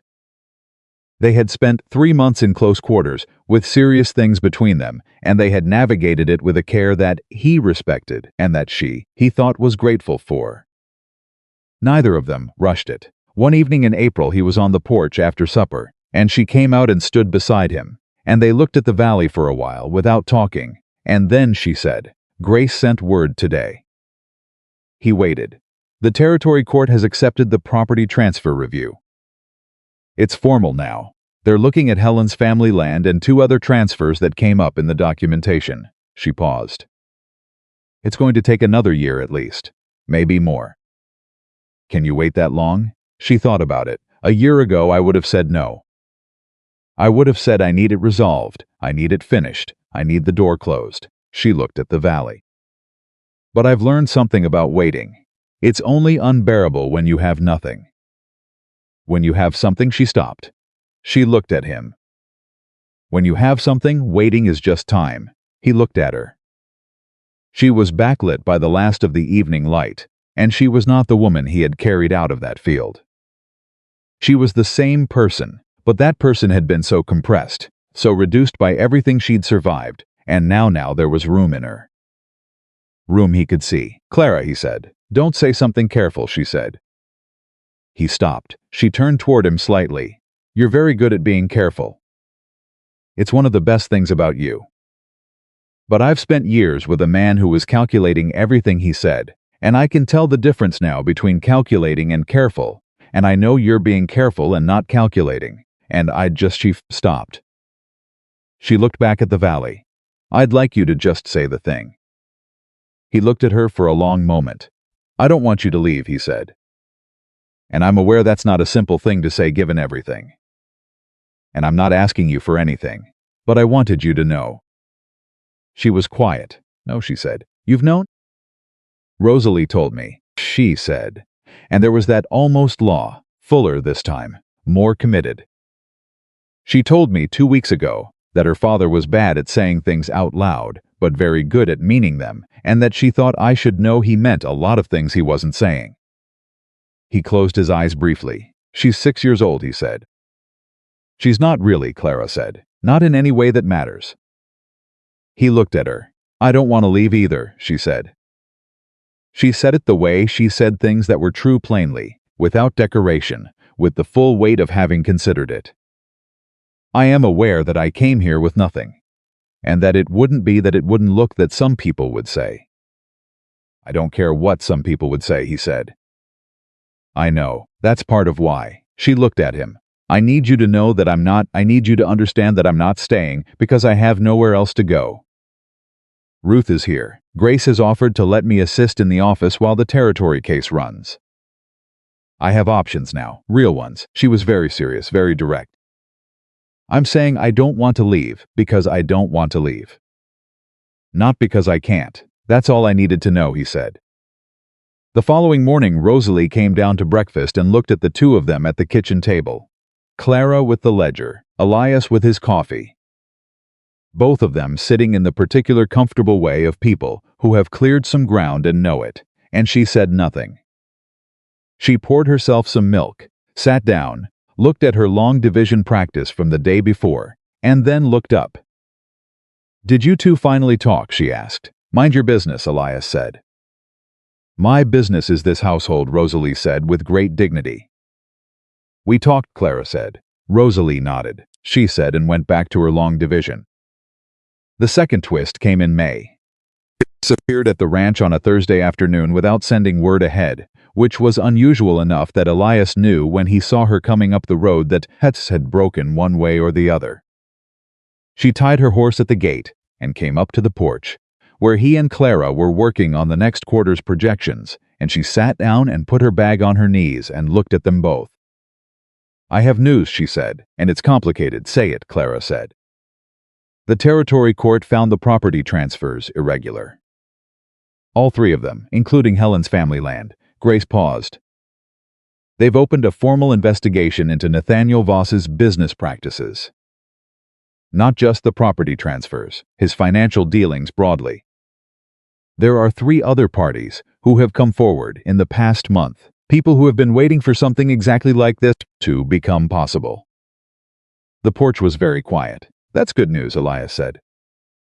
It is, Grace said. Here's the complicated part. She looked at Clara. His lawyers have been in contact with mine. He wants to settle. Clara went very still. He wants to what, she said. Settle. Out of court, before the investigation gets further. Grace set her bag down. He's offering to dissolve the marriage formally, relinquish all claims, provide a financial settlement, and agree to not contest the territory investigation findings. She paused. In exchange for you signing a statement that confirms the marriage was dissolved by mutual agreement and that you make no further public claims regarding your time in his household. The silence was so complete that Elias could hear the horses in the barn. He wants me to be quiet, Clara said. In exchange for money and freedom, Grace said. Yes. Clara looked at the yard. She looked at her hands. She looked at the wall of the house, where the afternoon light was starting to hit differently as spring moved toward summer.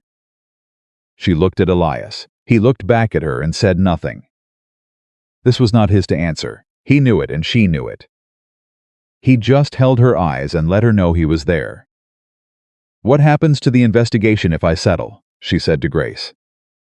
The other 3 parties continue. The investigation doesn't depend on you. But your testimony, Grace chose the next words carefully. Your testimony would be unavailable, and you are the most credible and the most direct witness to what his methods are. And Helen, Clara said, what happens to Helen's story?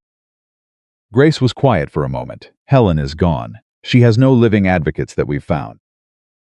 Her family's land is part of the financial review, regardless of your decision. But no one will hear what happened to her, not from this proceeding. No. Clara stood up from her chair. She walked to the edge of the porch and stood there with her back to both of them. Elias watched her shoulders. He watched her breathe. She turned around, she said. Grace looked at her. Clara, no settlement, no statement, no silence. She said each one separately, the way she had said, I am not confused. I am not lost. I am not yours in that courthouse corridor. He spent years making me silent. I'm not signing a document that does his work for him. Her voice was steady. And Helen deserves someone to say what happened. Grace studied her for a long moment. You understand what this means, Grace said. It gets harder before it gets resolved. He'll fight this with everything he has. It could be years, I know, Clara said, and the money. I have work, Clara said. She looked at Elias briefly. I have work and I have people and I'm not interested in his money. She looked back at Grace. Tell his lawyers no, and tell them I'll be a full witness for the territory court for as long as they need me. Grace looked at her, then she looked at Elias, then she picked up her bag. All right, she said. And something in her voice said she had been hoping for that answer. She left. Elias and Clara stood on the porch, and the afternoon moved around them the way afternoons do when something large has just been decided. You could have had it finished, he said. It was not a challenge. Just an acknowledgement. I could have had it quiet, she said. That's different from finished. She looked at the road where Grace's horse was diminishing into the distance. He needs people to be quiet to keep doing what he does. Helen was quiet. I was quiet for years. She paused. I'm done being quiet. Rosalie appeared in the doorway behind them, having heard more than she was supposed to hear, with an expression that suggested she had heard all of it and found it entirely satisfactory. Good, she said.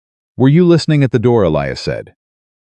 I was standing near the door, Rosalie said, for unrelated reasons. Clara looked at her. That almost law again, closer now, closer each time. Come here, she said. Rosalie came to stand beside her. Clara put one hand on the girl's shoulder. Both of them looked out at the valley, at the spring-lit land, at the ranch that was one woman's home and another woman's chosen place, and a little girl's whole world. "We're going to be all right, aren't we?" Rosalie said. "It was not quite a question," Clara said, "even with all of it still going on." "Even with all of it," Clara said, "because all of it doesn't live here." "We do." Rosalie considered this. She looked at her father. He looked at his daughter, and at the woman beside her, and at the house behind them with its dried flowers and precise ledger margins and its 2 sizes too large wool hat on the hook by the door. And he thought about a January morning and a frozen creek and a small hand that had grabbed his sleeve and changed the direction of everything. "She's right," he said. Rosalie accepted this verdict and went back inside, and Clara and Elias stayed on the porch as the evening started to come in, and the valley went gold and then gray and then quiet, and neither of them felt the need to fill it. What they had built in that house in those months was not loud.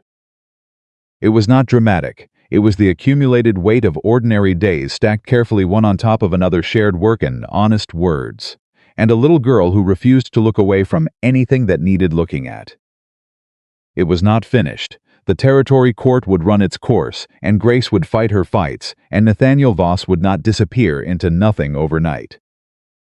The world outside was not fixed, but the world inside the ranch house on the north side of Millhaven, Montana territory was something real.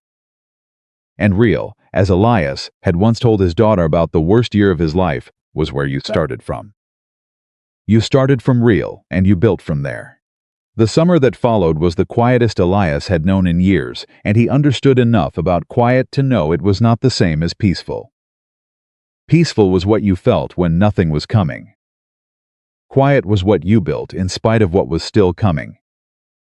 They were not the same thing, and the people in that ranch house understood the difference in their bones.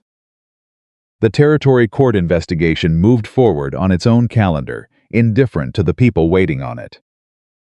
Grace sent updates every 2 weeks, a deposition here, a document subpoena there, the slow grinding machinery of justice doing what it did at the pace it chose.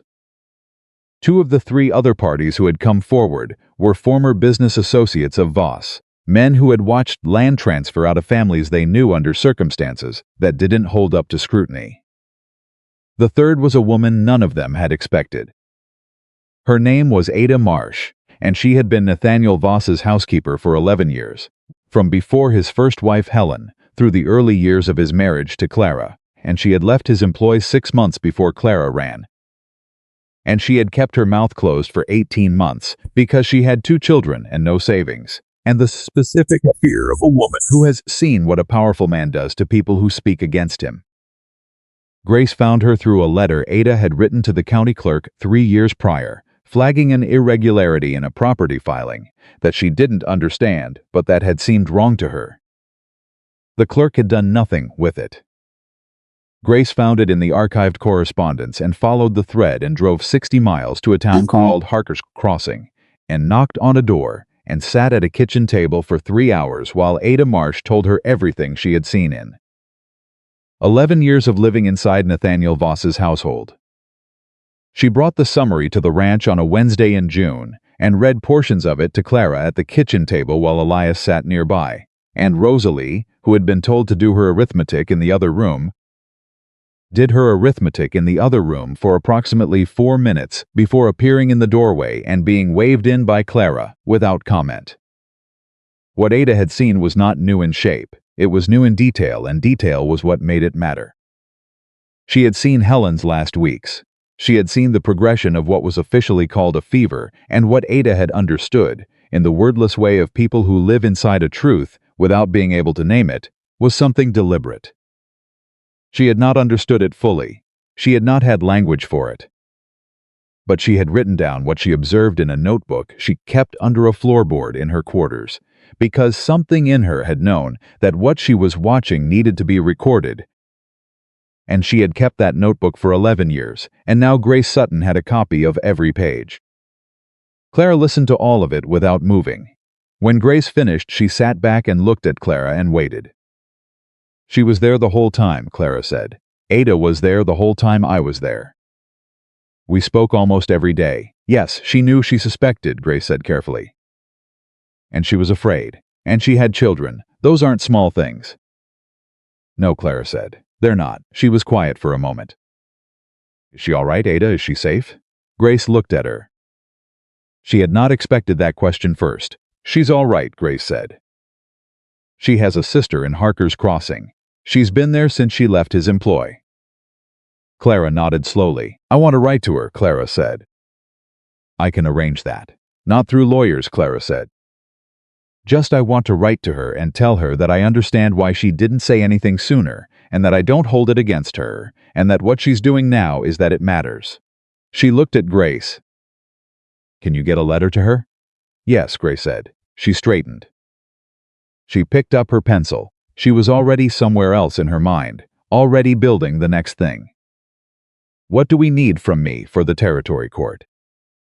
Another deposition, Grace said, more specific than the last. They want to go through the timeline in detail, the full duration of the marriage. Every incident you can document. When? 3 weeks.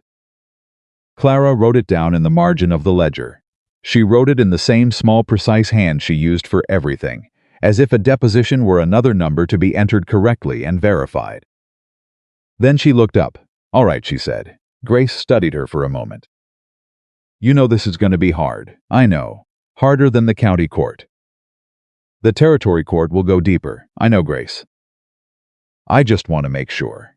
I have been waiting my entire marriage for someone to ask me to tell the truth in a room where it would be recorded, Clara said. I am not afraid of it. Grace was quiet. Then she said no. I don't suppose you are. Rosalie, from her position at the table where she had been doing arithmetic with one ear clearly pointed at the adults, said, without looking up, she's the bravest person I know. Nobody argued with her. The deposition was scheduled. The weeks between it and the present moved quickly in the way that weeks move when the people living through them have things to do, and people to do them with. Clara wrote her letter to Ada Marsh. Ada wrote back within a week a letter that was short and not easy, and that Clara read twice and then folded and put in the small box she had started keeping on the shelf above the bed. The box that held Ruth's first letter and a note from Harlan and a piece of paper where Rosalie had written, in her best printing, "You don't have to hold on alone anymore."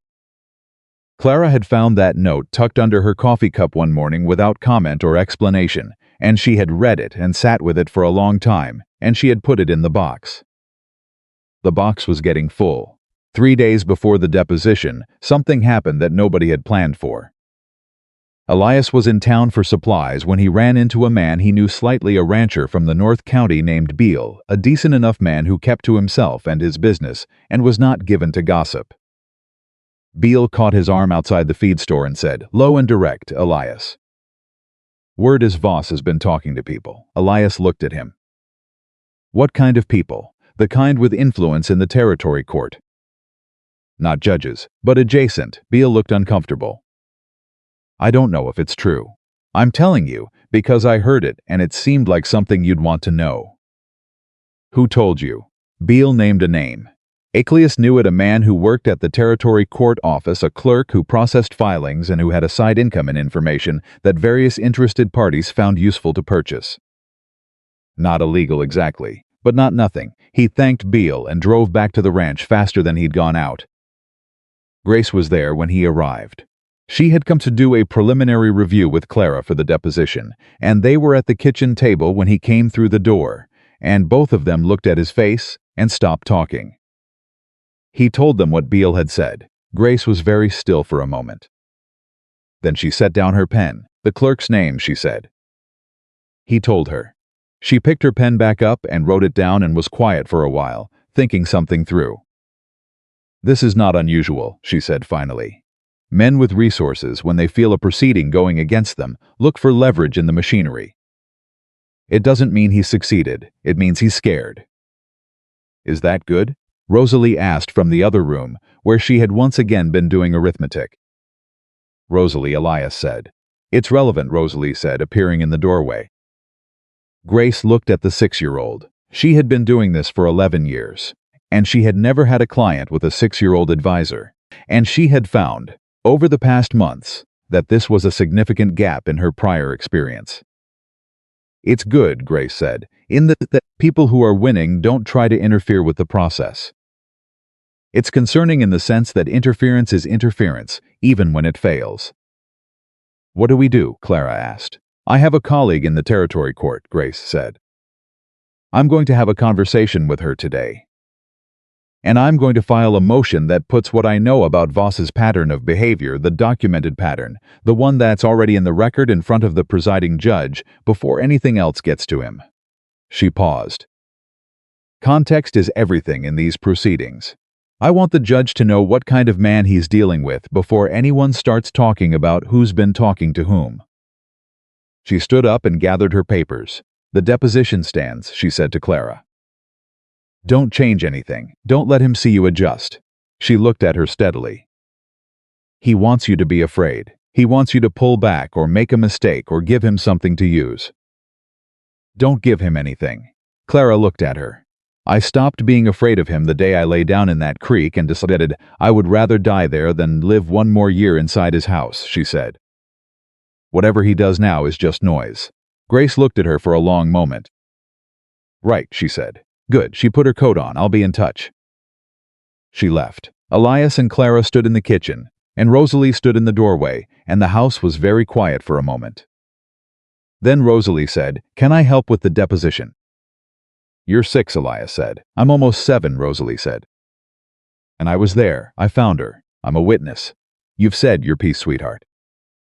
I can say it again. Rosalie, he looked at his daughter. You've already done something most people twice your age couldn't do. You can let the grown people handle this part. She considered this with visible reluctance.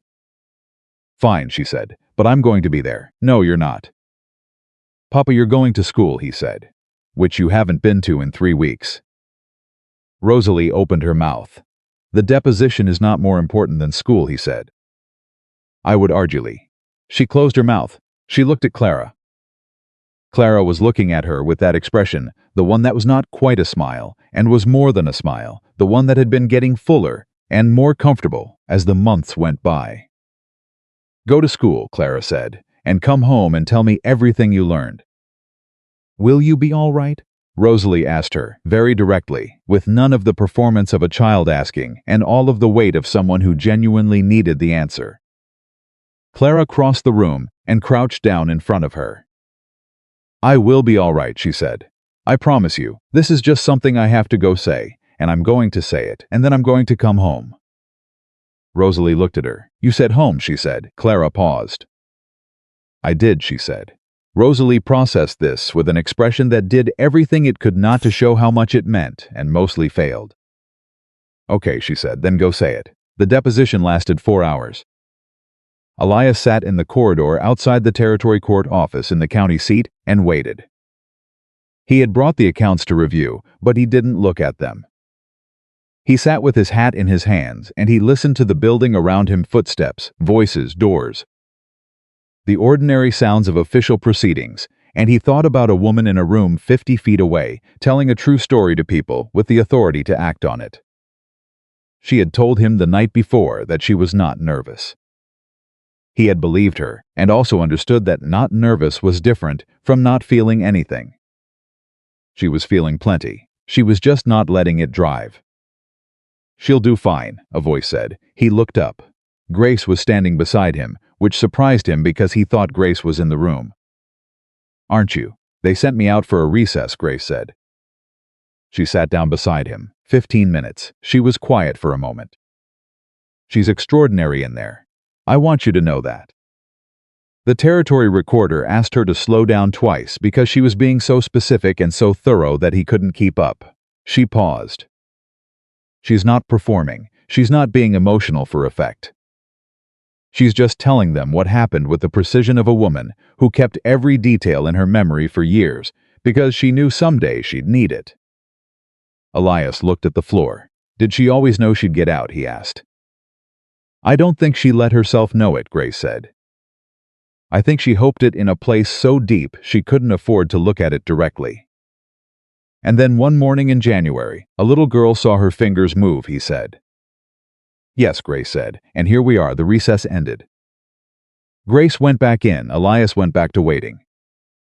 When Clara came out 2.5 hours later, she walked down the corridor toward him with a straight spine and a face that was tired in the way that honest work makes a person tired, not broken, not relieved.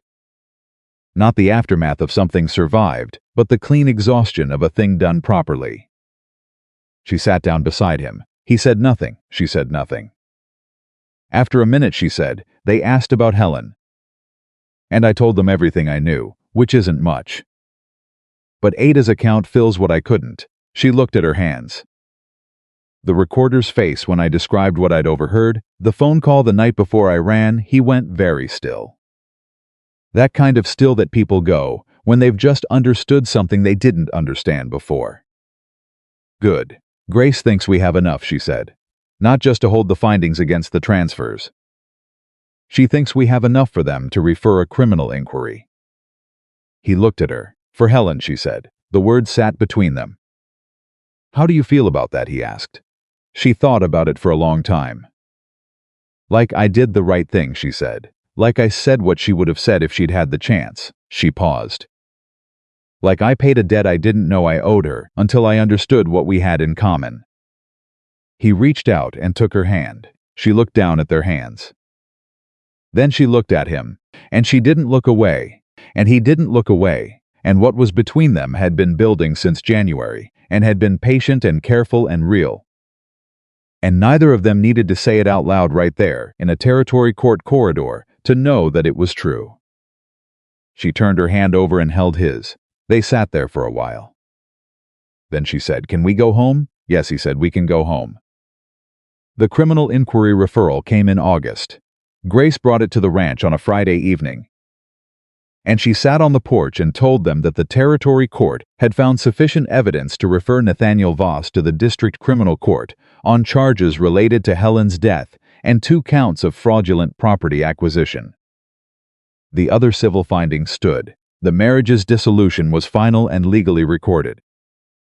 The financial settlement that Voss had once offered Clara as the price of her silence was now, by court order, a substantially larger sum held in escrow pending the criminal proceedings. He would not be able to touch it. He could not access those funds to fund his defense, because those funds had been identified as proceeds of actions under criminal investigation. For the first time in his adult life, Nathaniel Voss was operating without the full weight of his money behind him. Grace told them this with the measured satisfaction of someone who had spent 11 years learning that justice was slow and could still find it meaningful when it arrived. Clara sat on the porch and listened and was very quiet for a while after Grace finished. Then she said, "What happens to him now?" "He'll retain whatever lawyers he can and fight it," Grace said. "He's good at fighting. But the criminal court is a different arena than the civil one. The standard of evidence, the weight of Ada's testimony, the medical records." She paused. "I can't promise you an outcome. I never can. But I can tell you that the people prosecuting this case are serious, and they are thorough, and they are not impressed by money." "He always found people who were impressed by money," Clara said. "I know, but not everyone is." Grace looked at her. "You changed that. By not being quiet, by staying in the proceeding, by making it impossible for him to contain this, you made it possible for other people to come forward. Ada, the business associates, the clerk Beale heard about, who, when faced with a motion from my office making clear that his conduct was known, decided very quickly that his loyalty to Voss was not worth his position." She paused. "This is what it looks like when the narrative breaks. Not all at once, piece by piece, person by person, until there's nothing left for him to stand on." Clara nodded slowly. Ruth appeared in the doorway she had taken to coming to the ranch for Friday suppers. A habit that had established itself without anyone planning it, and looked at the 3 of them on the porch, and read the room with the gray-eyed thoroughness that was the Whitmore family trait. "Good news?" she asked. "The beginning of the end," Grace said. Ruth looked at her sister. Clara looked back at her. "Come sit down," Clara said. Ruth came and sat, and Rosalie came out from behind her, having heard everything from approximately 3 feet inside the door. And she came and stood in front of Clara, and looked at her with those clear eyes that didn't miss anything and never had. "Is it over?" she asked. "Not all the way," Clara said. But the most important part is, which part is the most important part? Clara looked at her. The part where he can't make anyone believe I'm not real anymore. Rosalie thought about this. Then she nodded once, with the gravity of someone filing an important piece of information correctly. Good, she said, because you're the realest person I know. What happened next was not a dramatic thing. It was not a moment that announced itself or asked to be remembered. It was a Friday evening on a porch in Montana Territory with the summer going warm and slow around them, and Grace Sutton was there with her bag on her lap and her work mostly done. And Ruth Whitmore was there with her solid, quiet presence and her gray eyes, and Rosalie Crowe was there being entirely and completely herself, and Elias was there the way he had been there since January, steady present, without condition. And Clara Whitmore was there, not surviving, not bracing. Not waiting for the next blow or measuring the distance to the door. Just there, in a place she had chosen, with people who had chosen her back. She stood up after a while and went to the edge of the porch and looked out at the valley. It was the same valley she had looked at since March, since she first started coming outside, first started letting the land do the work that words couldn't. She knew it differently now. She knew where the ground was softer near the north fence, and where the creek ran fast in spring, and where Margaret the calf preferred to stand in the late afternoon. She knew the way the light fell on the barn at this hour, and what it meant about how much time was left in the working day. She knew this place the way you know a place, when you have decided it is yours. Elias came to stand beside her. "You're thinking," he said. "I'm thinking," she agreed. "About what?" She was quiet for a moment. "About January," she said. "About lying in that grass and believing that was where I ended." She paused. "And about the distance between that morning and this one." He said nothing. He looked at the valley beside her. "I want to go back," she said. He looked at her. Not to go back," she said. "I want to go to the creek, where you found me. I want to stand there and look at it and know that I'm the one standing this time." She turned to him. "Will you come with me?" He looked at her for a moment. "Yes," he said. "When do you want to go?" "Tomorrow morning," she said. "Early, before it gets busy." "All right, and Rosalie," she said. She should come. From behind them, without any pretense of not having heard every word, Rosalie said, "I'm already coming." They went the following morning, all three of them, on horseback in the early light that came thin and gold over the eastern hills. Riding north through the valley on the route that Elias and Rosalie had ridden 7 months before, when the world was frozen and the fence line was the only destination, and the morning had not yet become the morning that changed everything. The creek was not frozen now. It was running clear and easy over the stones, the sound of it light and unhurried, and the grass along the banks was green and fully itself in a way that January had not allowed. Clara dismounted and stood on the bank. She looked at the place. It was not marked. There was no evidence, nothing you could point to and say there. The grass had grown back, and the water had kept moving, and the world had done what the world continued regardless, indifferent to the particular weight of what had happened in one spot on one morning in January. But she knew the place, she knew exactly where it was. And she stood in front of it and looked at it, and let herself feel the full distance between the woman who had lain down in that grass, and the woman standing here now. Rosalie came to stand beside her without being asked. "This is it," she said, "this is it." Rosalie looked at the bank. She looked at the creek. She looked at Clara. "You look different here," she said. "Then you did." "I am different." "Not all the way," Rosalie said. "You're still you. But the part that was waiting for something bad to happen, that part is smaller." Clara looked at her. "You can see that," she said. "I've been watching you since January," Rosalie said, with the air of someone pointing out a simple fact. "I know what you look like when you're waiting for something bad to happen. You do this." She pulled her own shoulders in slightly, a subtle compression. "Like you're making yourself smaller so there's less to hit." She straightened. "You don't do that as much anymore." Clara looked at the child beside her and felt something move through her that was not small and was not quiet, but that she did not try to contain or redirect or make manageable. She crouched down. "Yes?" I need to say something to you. Rosalie waited with her full attention, the way she always waited when something important was coming. You saved my life, Clara said, not just because you saw my fingers move. Because of every day after that. Because you talked to me about calves and long division and the proper way to bank stove coals, and because you put a note under my coffee cup. And because you sat beside me on the nights when I didn't know if I could keep going and you didn't say anything, you just sat there. She paused. You showed me what it looked like to be near someone without being afraid of them. I had forgotten that was possible, you reminded me. Rosalie's eyes were doing something they very rarely did. Papa helped, she said, with the faint unsteadiness of someone working hard to stay composed. Your father is one of the finest people I have ever known, Clara said. But you were first. Rosalie pressed her lips together.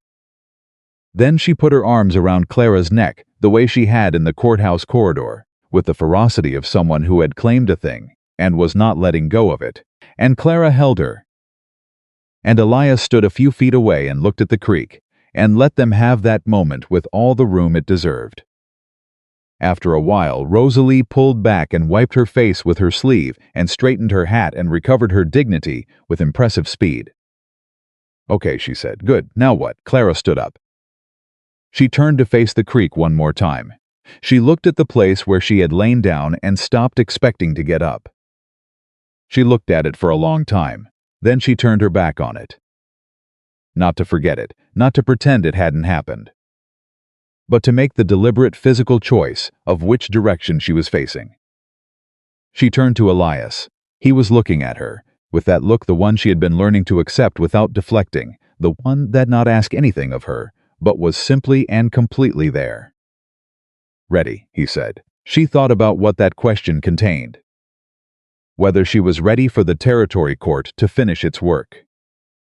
Whether she was ready for whatever came next in the proceeding against Nathaniel Voss, the ongoing work of justice that was not finished and would not be finished quickly.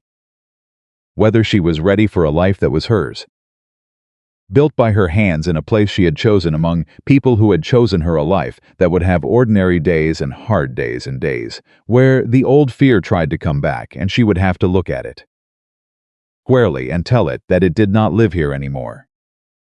Whether she was ready to love a man who split wood in the cold and couldn't name a calf and had kept dried flowers on rafters for 3 years because he couldn't take down the thing his wife had put there. She thought she was. Yes, she said. They rode home. The criminal court proceedings took another 18 months. Nathaniel Voss contested every finding, every deposition, every piece of documentation, with the systematic persistence of a man who had spent his entire life using process as a weapon. He was good at it. His remaining lawyers were good. He delayed and challenged and filed and refiled, and Grace answered every move, and Ada Marsh held her testimony through 2 rounds of cross-examination without changing a word, and the other witnesses held, and the medical records held, and the county records held, and Margaret Hale held, and in the end the accumulated weight of what was true was greater than the resources of one man who had spent decades counting on nobody looking. He was convicted on 2 counts. The property fraud and a charge that the district court called criminal negligence in relation to the circumstances of Helen's death, not murder, which the evidence could not fully establish, but something that put on record permanently, and in the official language of law, that what had happened to Helen was not a fever, and not an accident, and not the private tragedy of one unfortunate woman. It was a record now. It existed. Clara was in the courtroom when the verdict was read.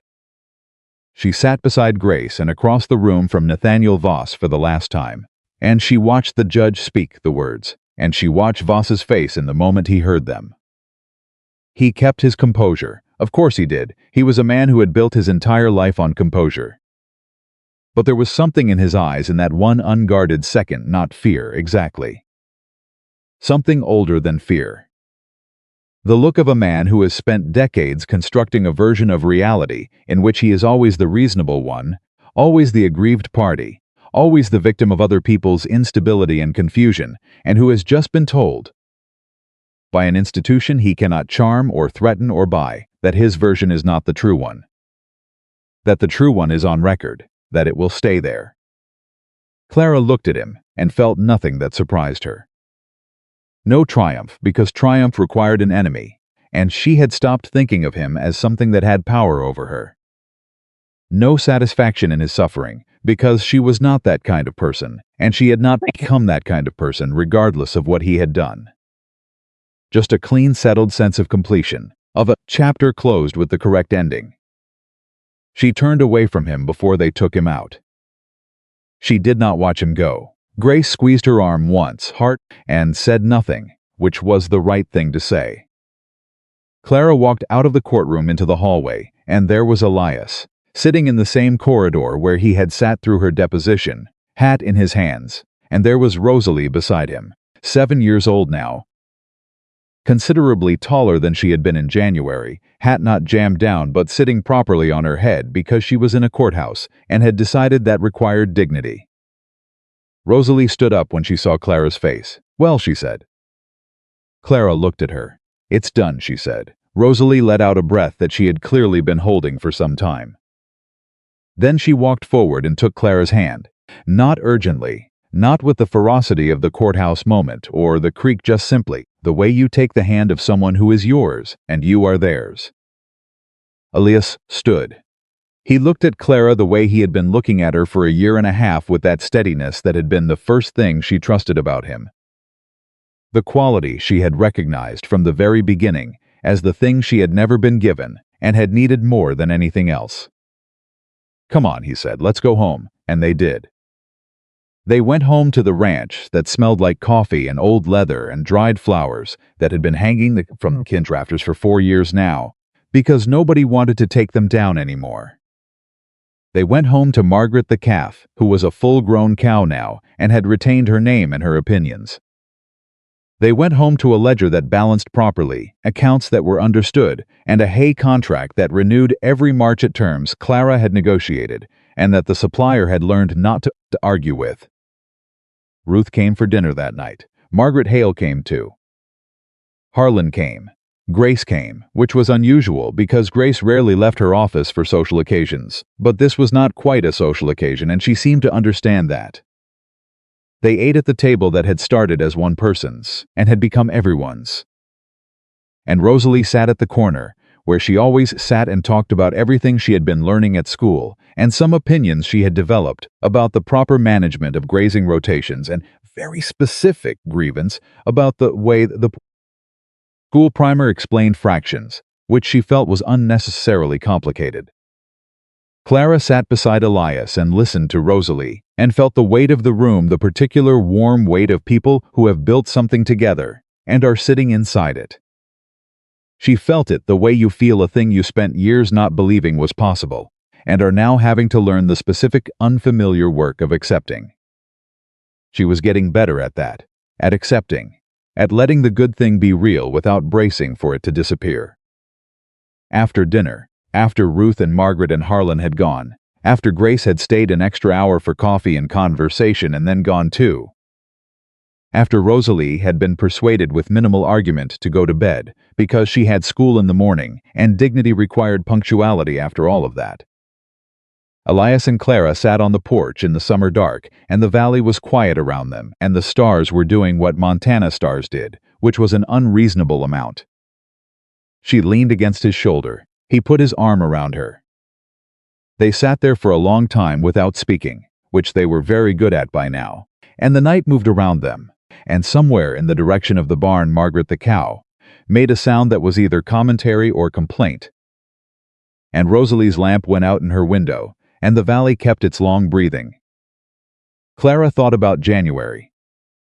She thought about lying in frozen grass and feeling the cold go through her, and believing, in the specific bottomless way of a person who has been taught to believe it for years, that she was someone who did not warrant saving. She thought about small fingers curling in dead grass. She thought about a man dismounting in a field with no hesitation. She thought about the word home and all the times she had used it in this past year, and how the first time it had surprised her coming out of her own mouth, and how it didn't surprise her anymore. She thought about Helen, whose name was in a record now, whose story had been told in a room with the authority to hear it, who had not been forgotten. She thought about Ada, who was doing well in Harker's Crossing, who wrote letters now, who was building something. She thought about Ruth, who had looked for her for 2 years and not stopped, because some things you do not stop doing, regardless of how difficult they are. She thought about what it meant to have been unmade by someone, and to have put yourself back together anyway, not into the same shape you never went back to exactly the same shape, but into something true. Something that was entirely and only yours. Elias, she said. I need to tell you something. He waited. He was good at that. I used to think the worst thing he did was the physical harm, she said. The injuries, the fear. But I've been thinking about it this past year, and I think I was wrong. She paused. The worst thing was making me believe I was someone who didn't deserve to be found. He was quiet. I think that's what people like him do, she said. They don't just hurt you, they convince you the hurting is correct. That it's logical. That if you were better or different or more careful it wouldn't happen. And since it keeps happening you must not be trying hard enough. She paused. He was very good at it. It took me years to see it, and even after I saw it, I still believed it some mornings. And now, he said, she looked at the valley. She looked at the stars over the valley. She looked at the light that was still on in Rosalie's window, because of course it was still on. Rosalie had almost certainly gotten back up and was reading something by lamplight, and had every intention of claiming she was asleep if anyone checked. Now I know I was always worth finding, she said. I just needed someone to stop. He held her a little closer. She let him. I'm glad we stopped, he said. I know, she said. So am I. And that was how it ended, not with a pronouncement, not with a declaration made for an audience, but with two people on a porch in the dark who had come through something and were sitting in the truth of what they had built on the other side of it.